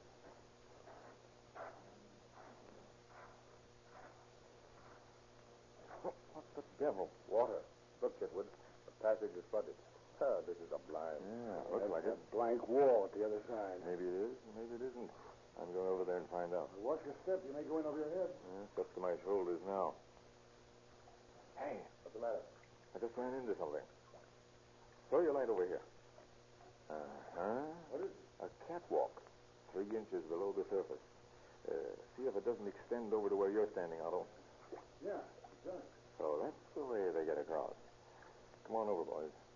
I may as well continue to wade. I'm soaking wet anyway. So you have to get your feet wet to get to your opium pipe, eh? Oh, what's a couple of wet feet when you can get all beat up on the other side? Or can you? It looks like the wall's solid. I can't see any breaks. Can you? No. It's solid brick as far as I can tell. I'm afraid this is just a flooded cellar. Hey, look. What? A piece of wire leaning against the wall. There's nothing so surprising about that. Yeah, but this wire should be rusted down here in this stinking hole, and look, it's all shiny. My gosh, you're right, Otto. Now, I wonder what that's for. Now, let's see if it fits any place. Yeah, sure, here's a hole between the bricks. Oh, that's just an old nail hole. Yeah, we'll see. I'll just stick this wire into the hole and try... Moving. Look, the wall's swinging back. Right, boy, Otto. Yeah, the wire must have made an electrical contact. Come on, boys. Let's see whether it's snakes or hot spikes we have to get around next. Duck your head. This passage was made for short Chinamen. Hey, look, there's a door at the end. This must be the place. All right, Harrigan, all through. Get busy with those fire axes. Hurry up, boys. They're wise in there. Too strong. Try the sledgehammers on the hinges. They're weakening. There she goes. Everybody stand where you are. This is a raid. Hey, trying to get out through the closet over there. Head them off there. Now, don't use your guns if you can help it, boys. And lay out anybody that resists arrest.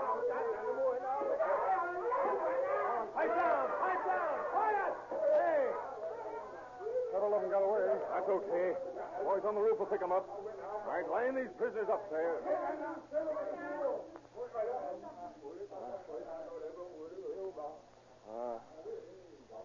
Well, I'll be after all that trouble. What's the matter? Wong Yik isn't here. Yeah, well, maybe these guys know where he is. Well, if they do, they won't tell. Take them in, Fair. Come on, you guys, march. Well, I never thought I'd raid another place like this. Yeah. Sure looks like the old-time smoke joints from the Chinatown before the fire. Opium, spindles of cocaine, yin chi, morphine. Looks like you've got about everything here. Yeah, everything but Wong Yik.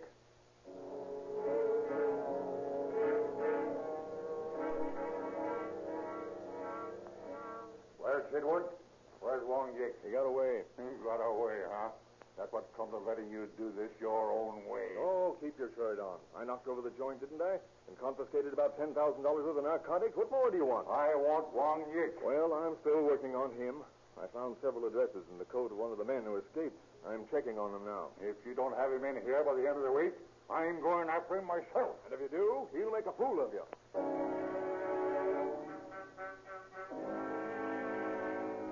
Quietly, Chitwood and his men traced down the addresses found at the raid, and one by one they are eliminated as being completely innocent restaurants and rooming houses. But finally, a few nights after the raid... Well, that one looks innocent enough. Just an old guy running a Chinese drugstore. Yeah, but that old guy served time as a mule. That's the reason why I wanted to come back here in the alley behind the shop. Now, let's see. This would be the back of that place along in here, wouldn't it? Yeah, that's right. Uh-huh. Just what I thought. What? Smell anything peculiar? Yeah, sort of a sweet smell. Opium smoke. Come on. Where we going? Back to headquarters and pick up the boys.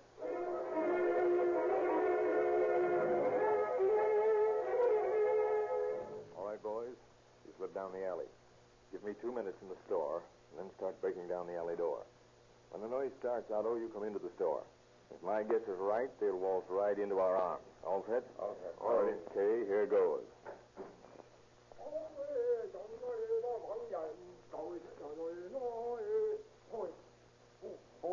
Oh, good evening. You maybe so lucky buy something? Yeah, Charlie, I got the pip. Oh, pip? Oh, no, Charlie. I got a pain. You give me something good for pain in the stomach, huh? Oh, stomach? Oh, yeah. Oh, maybe so you like a number one herb? Fix you up very good. Okay, I can do it. All right, hold it out. Oh, yeah. I fix you him good. Say, what's this thing in the bottle? Oh, which one? Which place? Back here, in the back of the store. Oh, that the one? Oh, don't go then. Oh, yeah. Yeah, I think it may be so that the very old Chinese eel. Oh, very good for headache, yeah. Yeah, gives me a headache to look at it. You know, Charlie, I had a headache once after 3 days. Boy, what trouble that gave me. What's the noise? Huh? You hear noise? No, I don't hear any noise. Oh, I go see what's making noise. Here we are. Oh, what for you pulling gun? I'm a police officer. Police officer? Don't go there! Up in your hands, you guys. Tell you I mean business. Now, fire down. Otto. Yes, Captain. Hands up these men. Right. I do not think there is any occasion for these honorable friends of mine to be manacled. Wong Yik. Well, we're sure glad to see you. Your happiness could not be as great as mine. It is always pleasant to greet an old friend. But I must ask why you dare interrupt so rudely our pleasant conversation in the home of our old friend Sing Min. You're under arrest, Wong Yik. And why, may I ask? Possession of narcotics. Does my superior friend, Captain Chitwood, still suffer under the delusion that I... Oh, pipe down. There. Yes, Captain. What'd you find back there? Hey, this is the plant, all right. $3,000 worth, I should say. That's all I want to know. Well, Wong Yik, fair supply of the comforting puppy to console his advancing years. I do not comprehend why it should be of concern to you, or why it should involve me or my two friends here. Take him down. Right. I warn you, Captain, someday you will go too far. What's that you just found, Otto? Couple of ounces of morphine. Looks like you've gone too far already, Wong Yik. I am at a loss to understand. We've got you where we want you now, Wong Yik. Here's all the proof we need to send you up to the big house. Truly, it is written, he who caught the dragon must be ever alert, lest his fire-breathing consort consume him in her passion.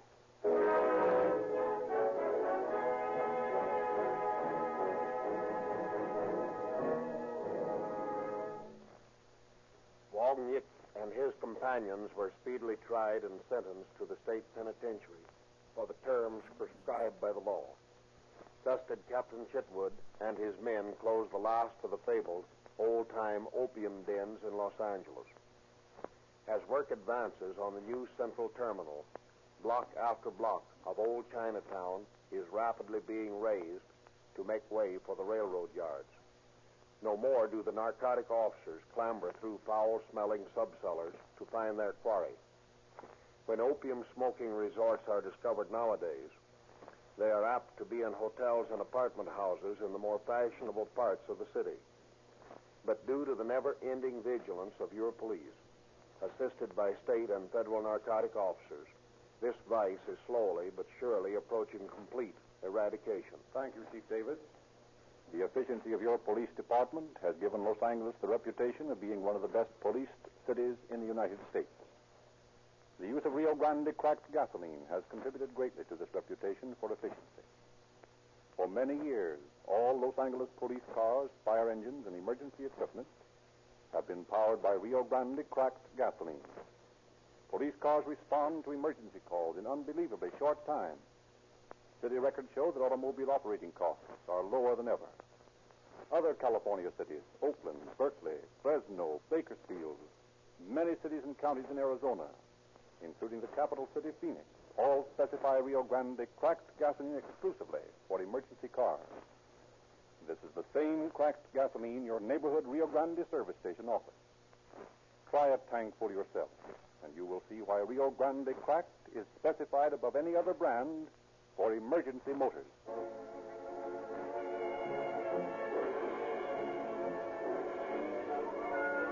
Los Angeles Police calling all cars, attention all cars, broadcast 87. Canceling warrant regarding suspicious Chinese. Suspects are now in custody. That's all. Rosenfeld.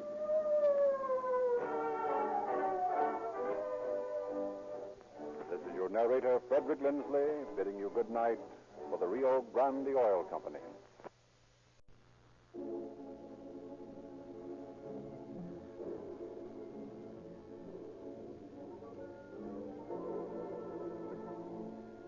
Calling all cars, the copyrighted program created by the Rio Grande Oil Company.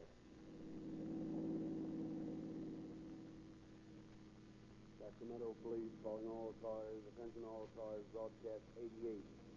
All officers not at present on duty report to headquarters to participate in a manhunt for 2 escaped San Quentin convicts. That's all.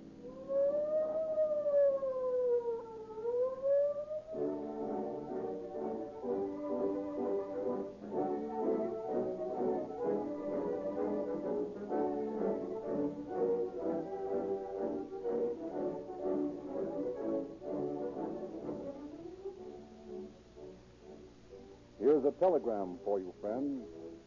It's from San Diego, California, and it reads, quote, "Congratulations.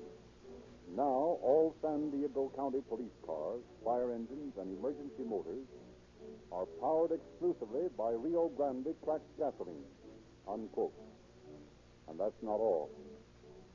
Just before this San Diego telegram was received, we had official notification from the city of Bakersfield that Rio Grande cracked gasoline has been adopted for Bakersfield police cars after competitive tests with other gasoline. It was only a week or two ago you heard us announce that Phoenix, capital city of Arizona, was using Rio Grande cracked gasoline for all emergency cars, profiting from the example of Maricopa County, Arizona, which has been using Rio Grande cracked in sheriff's cars for many months. In previous broadcasts, we have read to you a long list of cities using Rio Grande cracked gasoline exclusively, an impressive list that includes Fresno, Berkeley, Oakland, and Los Angeles, which have used Rio Grande cracked gasoline exclusively for years.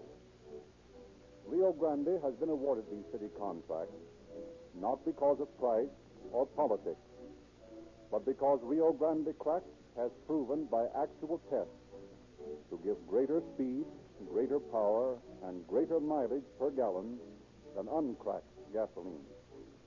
What better evidence can you ask to convince you that Rio Grande cracked is the finest gasoline you can use in your car?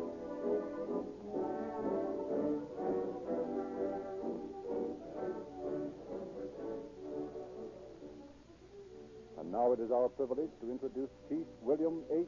Hallinan of the Sacramento Police Department, who will speak to you from station KFBK in Sacramento. Chief Hallinan.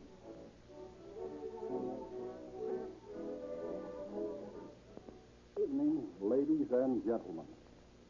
Tonight, the Sacramento Police Department is proud to join the roster of law enforcement agencies whose work has been dramatized on Calling All Cars. In introducing my department to this great radio program, I would like to assure all those within the sound of my voice who may be planning to break the law that crime does pay. Crime pays with big dividends. Crime pays with the coins of misery, of penance, of long years behind iron bars, of poverty and disgrace. And for those who really embrace the crime to its fullest, who commit the supreme crime of murder, for them, crime has the greatest payment of all: death on the gallows.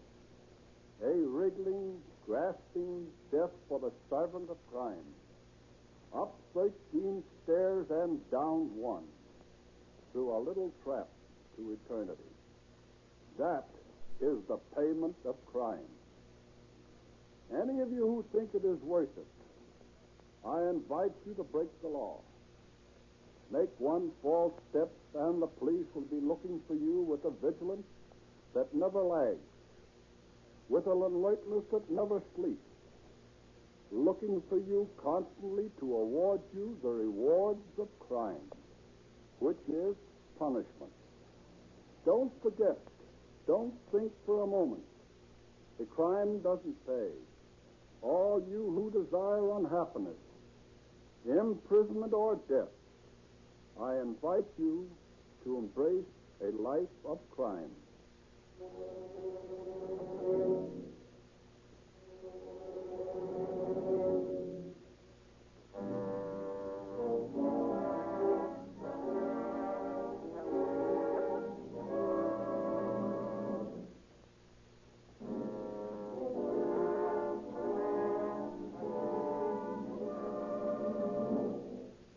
Our story tonight opens in the late summer of 1923 in the office of the superintendent of the Colorado State Reform School, as two boys stand silent and uncomfortable before the superintendent's desk.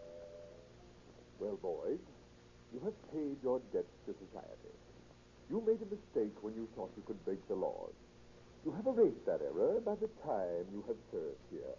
And I hope you have learned while you have been with us that crime does not pay. Oh, yes, indeed, sir. You've told us that many times. And I have told you so for a purpose. It is the truth, an unassailable, tremendous truth.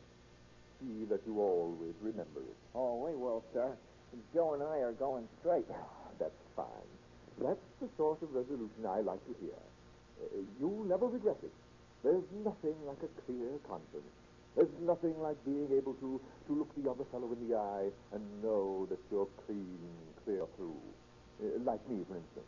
Yes, sir. Oh, don't think I haven't been faced with temptation. Oh, no, sir. Of course, Not the temptation to rob a house, but there has been temptations.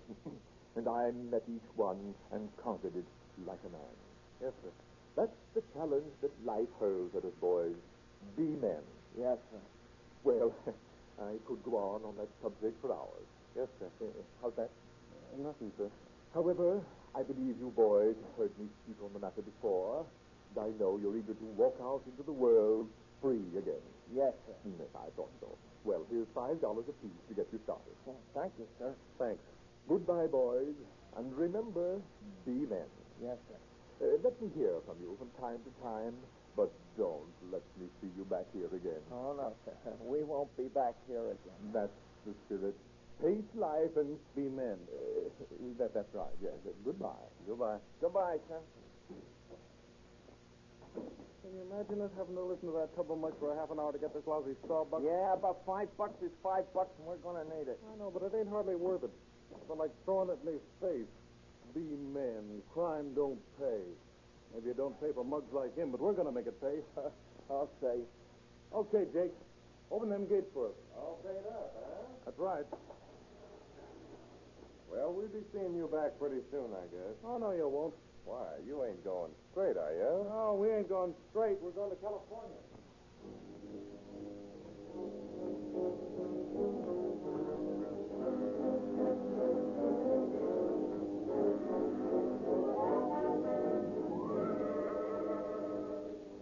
Picking up an old second-hand car, the two boys head west for Tanco's brother's home in South San Francisco. They make a connection with a bootlegger and manage to pay expenses by making deliveries for him. Then one day in San Bruno, California... Hey, Floyd, that was a boulevard stop you just went through. Oh, what of it? There's nobody out this end of the town, no traffic, no houses. Oh, yeah, that's what you think. That motorcycle cop back there is following us. No kidding. Well, I'll fix him. What are you going to do with that gun? Can't let him catch us with this load of booze. Yeah, but point her right. If they catch us, it ain't no reformatory this time. It's a big house. That got him. He bits of dust like a redskin. Turn around. Let's make sure I bump him off. Oh, but gee, that's risky. There ain't nobody out here. Come on, swing her around.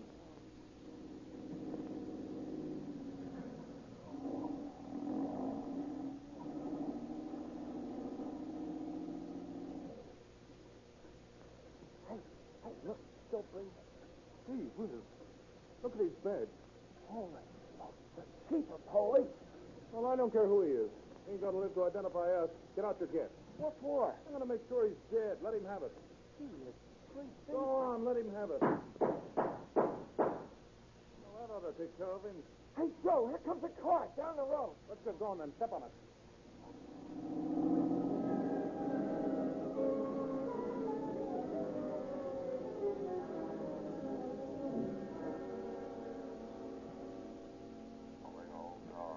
Attention all cars. San Francisco Police calling all cars.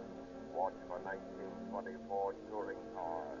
License number 612791. 612791. This car was used by suspects who shot and killed Chief of Police Meehan of San Bruno this morning. These men are armed and desperate. Watch your step, boys.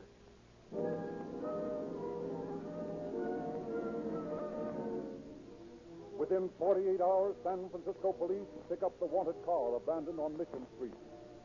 From an envelope found in the car, officers learned the address. Found in the car, officers learned the address of Tango's brother in South San Francisco, and quickly placed the two boys under arrest. At headquarters, they are questioned in separate rooms. Now, look here, Hall. You look like a clean-cut kid. You don't look like a liar to me. I'm not a liar. Oh, yes, you are. You're lying when you deny shooting Chief Meehan. I don't know anything about it. Oh, come on, kid. An honest confession's good for the soul. Why don't you tell the truth? I haven't got anything to tell. Well, McNulty? I go just confess. That's fine. Now, you see, Hall, you might as well confess, too, and we can save everybody's time. I don't believe Joe confessed. That is, well, he hasn't got anything to confess. Well, I don't know about that. He had plenty to say. And he confessed that he was with you when you shot Chief Meehan. When I shot him? Sure, when the whole kid's all broken up that his pals had gotten him into such a jam. Is that what he said? Sure. Oh, he's a dirty, double-crossing rat. All right, I'll talk. I'll tell you everything. I'll fix that guy. He can't squirm out of this thing. Nah, you're using some sand, Paul. Get all this down, Sergeant. Yes. Well, this is great. The whole thing was Joe's idea, see? He was afraid of getting caught with a booze in the car. He winged the copper, and then he made me go back and empty my gun in him. It was all Joe's idea, and he can't lay the blame on me. Why did you murder Chief Meehan? I didn't. Listen, Tanko, we got all we want on you. A witness took down the number of your car. When we found the car, we found your brother's address in it. Your brother's got an alibi, and you haven't. You shot Chief Meehan. You can't prove it. You'll never get me to say it. Well, McNulty? Paul just confessed. Good. What? Here's his confession with his signature at the bottom. Look for yourself. Why, that thinking squealer. If I could get my hands on him. My pal. Trying to throw the rap onto me, is he? Well, how about it, Tanko? Looks pretty bad for you from what Hall says here. Yeah? Well, it's just as bad for him as it is for me. Okay, I did shoot that bull. But Hall emptied his gat into him, too. Go ahead and put me in the big house. And if you do, you'll put that pal of mine there with me.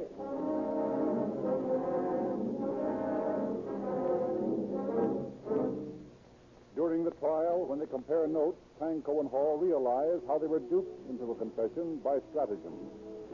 All rancor disappears between the two, and they pledge themselves to assist each other to escape at the earliest possible moment. On November the 11th, 1923, they are sentenced to San Quentin for life. That afternoon, on the ferry crossing the bay to the penitentiary. Listen, pal. Looked like you was watching them seagulls. But listen to this plan. Okay, go ahead. The fog's coming in fast. There's a chance we can make a break for it. Are you game? Sure. Okay. It's about 15 feet from here to the railing. When the sheriff's back's turned, we rush the railing. Oh, jump out as far as you can and then swim like the devil. Oh, it's a long chance, Joe. I know it is. It's better than a life in stir, ain't it? Sure. The sheriff's moving down the deck now. He's talking to someone. All set? Oh, let's go. Hey, pal, you're fucking loose? Hey, what is this? Where do you guys think you're Hey, going? you let me go. Get out of my way, you big flat foot. Will you? Yeah, that'll quiet you for a while. How about you, Hall? You want a taste of this pistol butt, too? Hey, you win. Yeah, now just what's the big idea? Oh, Joe and me don't want to go to the big house. Nobody does. But they don't think about it until after they've pulled the trigger. Yeah? Well, I'll tell you this. We ain't going to stay there. We'll get out. You just wait and see. It's okay with me, kid. Only I'll warn you, if you do get out, you'll go back. Only it won't be to Quentin. It'll be to Folsom.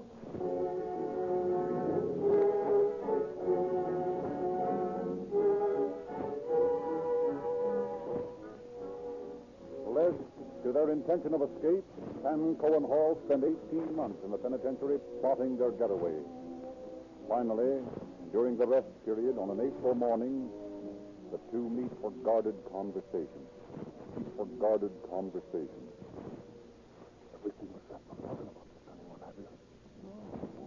I thought Pete was lying. A couple of cracks in it yesterday. Travel faster, but just the two of us. I'll do better this time. Boy. Go on, shinny up this. Fasten that rope so we can get down the other side. Okay.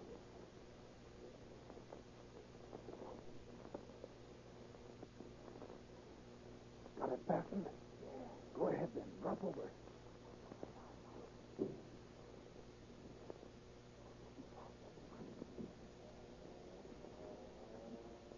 Hey, there's a siren. That means a wire. Come on, we got to start.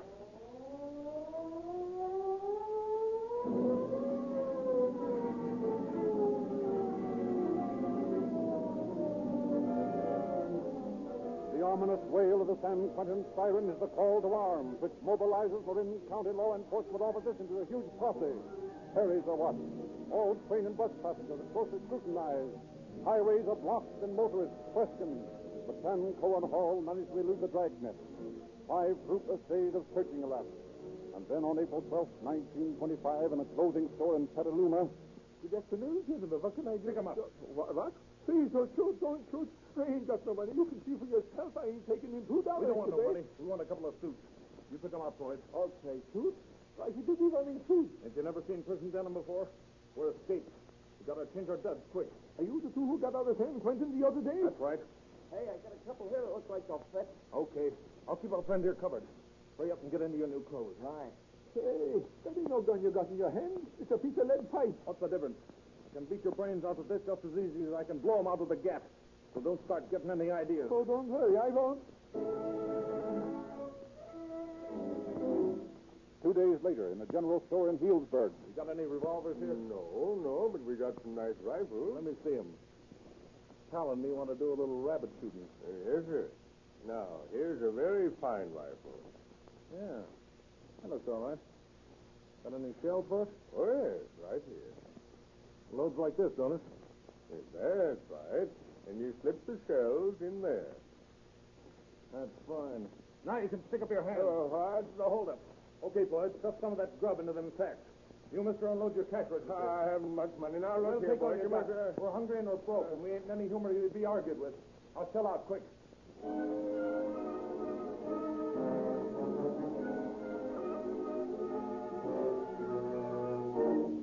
2 days later, Tanco and Hall robbed two men on the outskirts of Sacramento, and then on April 18th, they enter a second-hand store in Sacramento at a moment when no one is present but the proprietor, H.J. Litzberg, and the clerk. Hello, boys. You was wanting something? Yeah, pick 'em up. Yeah. Now, boys, you must be fooling. Hey, reaching for that door, Joe. No, we ain't fooling. Oh. 2 murders that got on it. Oh, shut up, Floyd. Empty that register fast.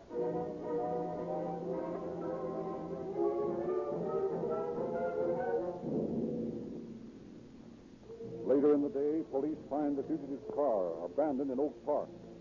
Reports come in from a wide area surrounding Sacramento. Tanco and Hall are said to have been seen in Placer County in Newcastle. They are reported in the Plumbago mine bottom. A posse bottles up the canyon, but the two fugitives manage to escape. For days, authorities comb the countryside. At Auburn, the two desperados again elude the police. Then, on May 5th, near Colfax in Placer County. Hey, you sure the mail comes through this back road? Sure. I tell you, I hid out here yesterday and watched it go by. There's a car coming now. That ought to be the mail. It's about due. It is. Come on. Stick up your hand. What do you want? Stick 'em up and come down out of that truck. This is the U.S. mail. I don't care what it is. We're taking it over. Well, you fellers must be the two convicts that escaped. We are. Well, you won't get far because the woods are full of deputies hunting for you. Oh, yeah? Put that gag on this guy, Floyd. He talks too much. Oh, now listen, boys. Don't do this. Shut up, Bill. Go on, tie it tight. Now, you got some of that rope? There you are. Okay. We'll just truss him up good. You take his feet. There. You won't get far with those nuts. I learned them when I was a Boy Scout. Fine Boy Scout you must have been. Yeah, he threw me out for smoking. Hey, what do you say? Ought we to bump him off? Oh, I wouldn't. There ain't no sense in having too many murders against us. What's the difference? We got two. We might as well have a lot. You can only hang once. But we ain't gonna hang. I'll say we ain't. So there's no use in bumping him off. Let's just shove him over this bank. He'll probably conk himself on those rocks down there and go to sleep for a while. Okay. Oh, shut up. Shove him, Floyd. There he goes, like a sack of potatoes. Okay, let's get this mail truck out of here.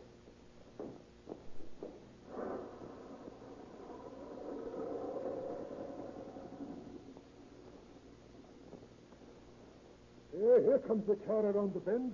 It's the first one in a couple of hours. That's the mail truck. Boy, I can sure get a bead on it from here with this machine gun. Yeah, but you don't want to shoot up U.S. mail. You're looking for those two convicts. Still and all, if it was them two convicts, I could sure stop them in their tracks. Hey, there's two guys in that truck. Are you sure it ain't them? I tell you, I seen these two convicts. That's the reason they swore me in as deputy. That's the mail driver and some guys breaking in, I suppose. Well, it's sure too bad it wasn't Tanko and Hall, because I'd have had them dead to rights.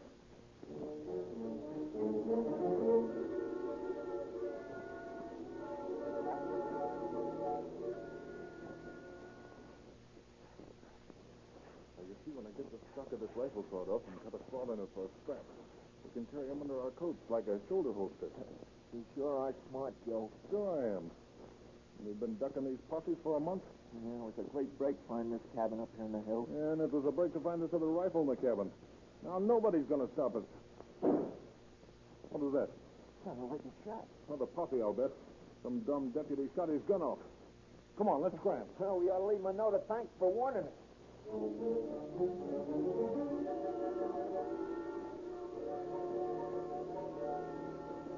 But with the hills alive with posses and their pictures and descriptions plastered in every public place, Tanco and Hall's chances for escape grow slimmer. Nevertheless, it's a couple of days before the next development when late one afternoon, Detective Captain Hallinan of Sacramento receives an excited telephone call. Detective Bureau, Hallinan speaking. This is Paul Throat. I'm a rancher. My place is your office. Yeah? Those two escaped convicts just like that. They did. Which way were they heading? Well, they stole my car and they started towards Sacramento. They come in here out the road and dragged my wife and me and tied us to the bed, and then they cooked themselves food and stole my car and back. Thank you very much, Mr. Farrell. You stay right there, and I'll send some men out to look your place over for fingerprints. Yes, sir. I'll wait right here. Robert, go out to the ranch of Paul Farrell between here and Auburn and find out what you can about those two cons being there this afternoon. Thompson. Yeah? Take a detail of men and patrol the road from Auburn. Pick up a 1922 Dodge touring car, license number 159837. And watch your step. Tanco and Haller in the car. Yes, sir. Wait a minute. Yeah. This might be something. Detective Bureau, Hallinan speaking. Say, I just saw a guy who looked like Tango going into a theater over here. Where? It was at the Poco Theater, you know, the one run by the Japanese. Okay, thanks. Go ahead, Thompson, and look for the car. Right. Dave. Yes, Captain. Go to the Toco Theater and surround the place and take down the customers. I just got a tip that Tanko and Haller in there watching the show. Okay.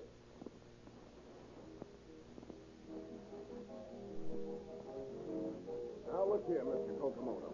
All I want you to do is to stop the show and turn up the lights. Oh, not understanding, please. Now, we're trying to find a couple of escaped convicts, and they're in your theater. Oh, not understanding. What are escaping convicts, please? Listen, we're policemen. Oh, yes. I know a policeman. Very fine fellow. Well, come on, turn up the lights. Oh, customer, not liking lights. Come on. Listen, we ain't got time to waste. You turn up the lights or I'll arrest you. Oh, no, not arresting, please. Well, then turn up the lights. Oh, not understanding what I do. Are you coming this way, please?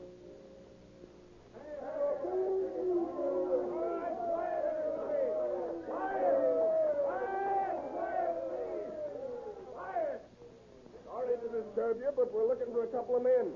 Now, if you'll all remain seated, the show will continue in a few minutes. You take the other aisle, Herman. Stanley and I'll go down this one. Hey, what? Look, something shining under that seat. Now, wait a minute. Well, I'll be A rifle with the stock cut off. Who was sitting here, madam? A couple of young fellows. They just came in for a few minutes, and then I heard one of them say to the other that he had a hunch we'd better leave. Can you imagine that? Slipped through our hands again.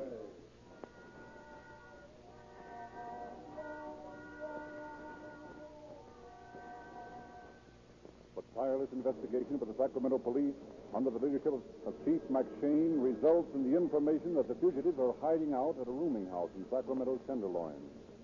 Chief McShane leads the officers who surround the place and finally approach the door of the escaped convict's room. All right, boys, on your toes. Now, these guards are plenty tough. Okay, Chief. You have to break it in, boys. All right, boys, on your toes. Now, these guards are plenty tough. Okay, Chief. Well, there's nobody here. Hey, there's a foot sticking up from under that bed. Come out of there, you. I'm coming out. Well, well. Floyd Hall, the bad man, hiding under a bed. Where's your pal, Tanko? I don't know. You don't know, huh? Now, don't lie to us. Listen, Copper. Get this straight. You fools tricked me once, and Joe and I went up. But this time it won't work, so don't try it. I ain't gonna talk to you no matter what you do to me. I ain't gonna talk.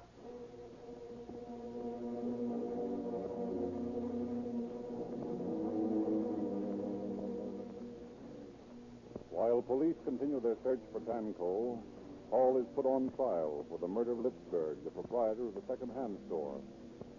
On his first trial, Hall is sentenced to hang, but the Supreme Court reverses the decision because the jury had not agreed and had not recommended death. In 1927, he is tried a second time, and the jury fails to agree. On the third trial, the jury again is hung. Finally, during the fourth trial, District Attorney McAllister moves a dismissal and agrees to let Hall go to Folsom to serve his original life sentence for the murder of Chief Meehan of San Bruno. Meanwhile, the search continues for Tanco. And it's in November of 1926 that two San Francisco detectives, recognizing Tanco in a pool room, follow him to his room in a nearby hotel. Who's there? Open up, Tango. Officers of the law. Oh, yeah? Okay, come on in, but you better have your guts handy. You'll never take me alive. Let him have it, Mike. Get your badge? Through the arm. 2 inches more to the right, and it went through the heart. Looks like he's done for. That's about time. The piece of you bumped off. Heart beating? He's dead. And a good thing it is, too. That's the only way to handle guys like this, Mike. Shoot first and talk about it afterwards.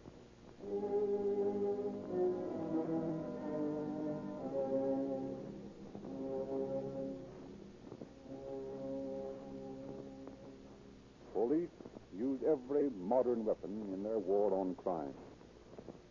And police departments of the largest western cities have been first to adopt the faster, more powerful gasoline produced exclusively by Rio Grande's patented cracking process. Wherever it is sold, Rio Grande cracked gasoline powers more police cars, fire engines, ambulances, and other emergency equipment than any other brand. Why? Because it is made by the most elaborate and expensive process in the finest cracking plant in America. Give your car Rio Grande cracked gasoline and get police car performance.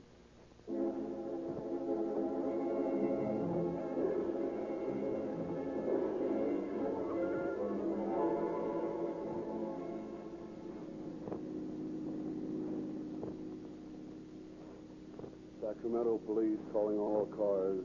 Attention all cars. A cancellation of broadcast 88 regarding a manhunt for escaped convicts. One escape is now in custody. The other is dead. That's all.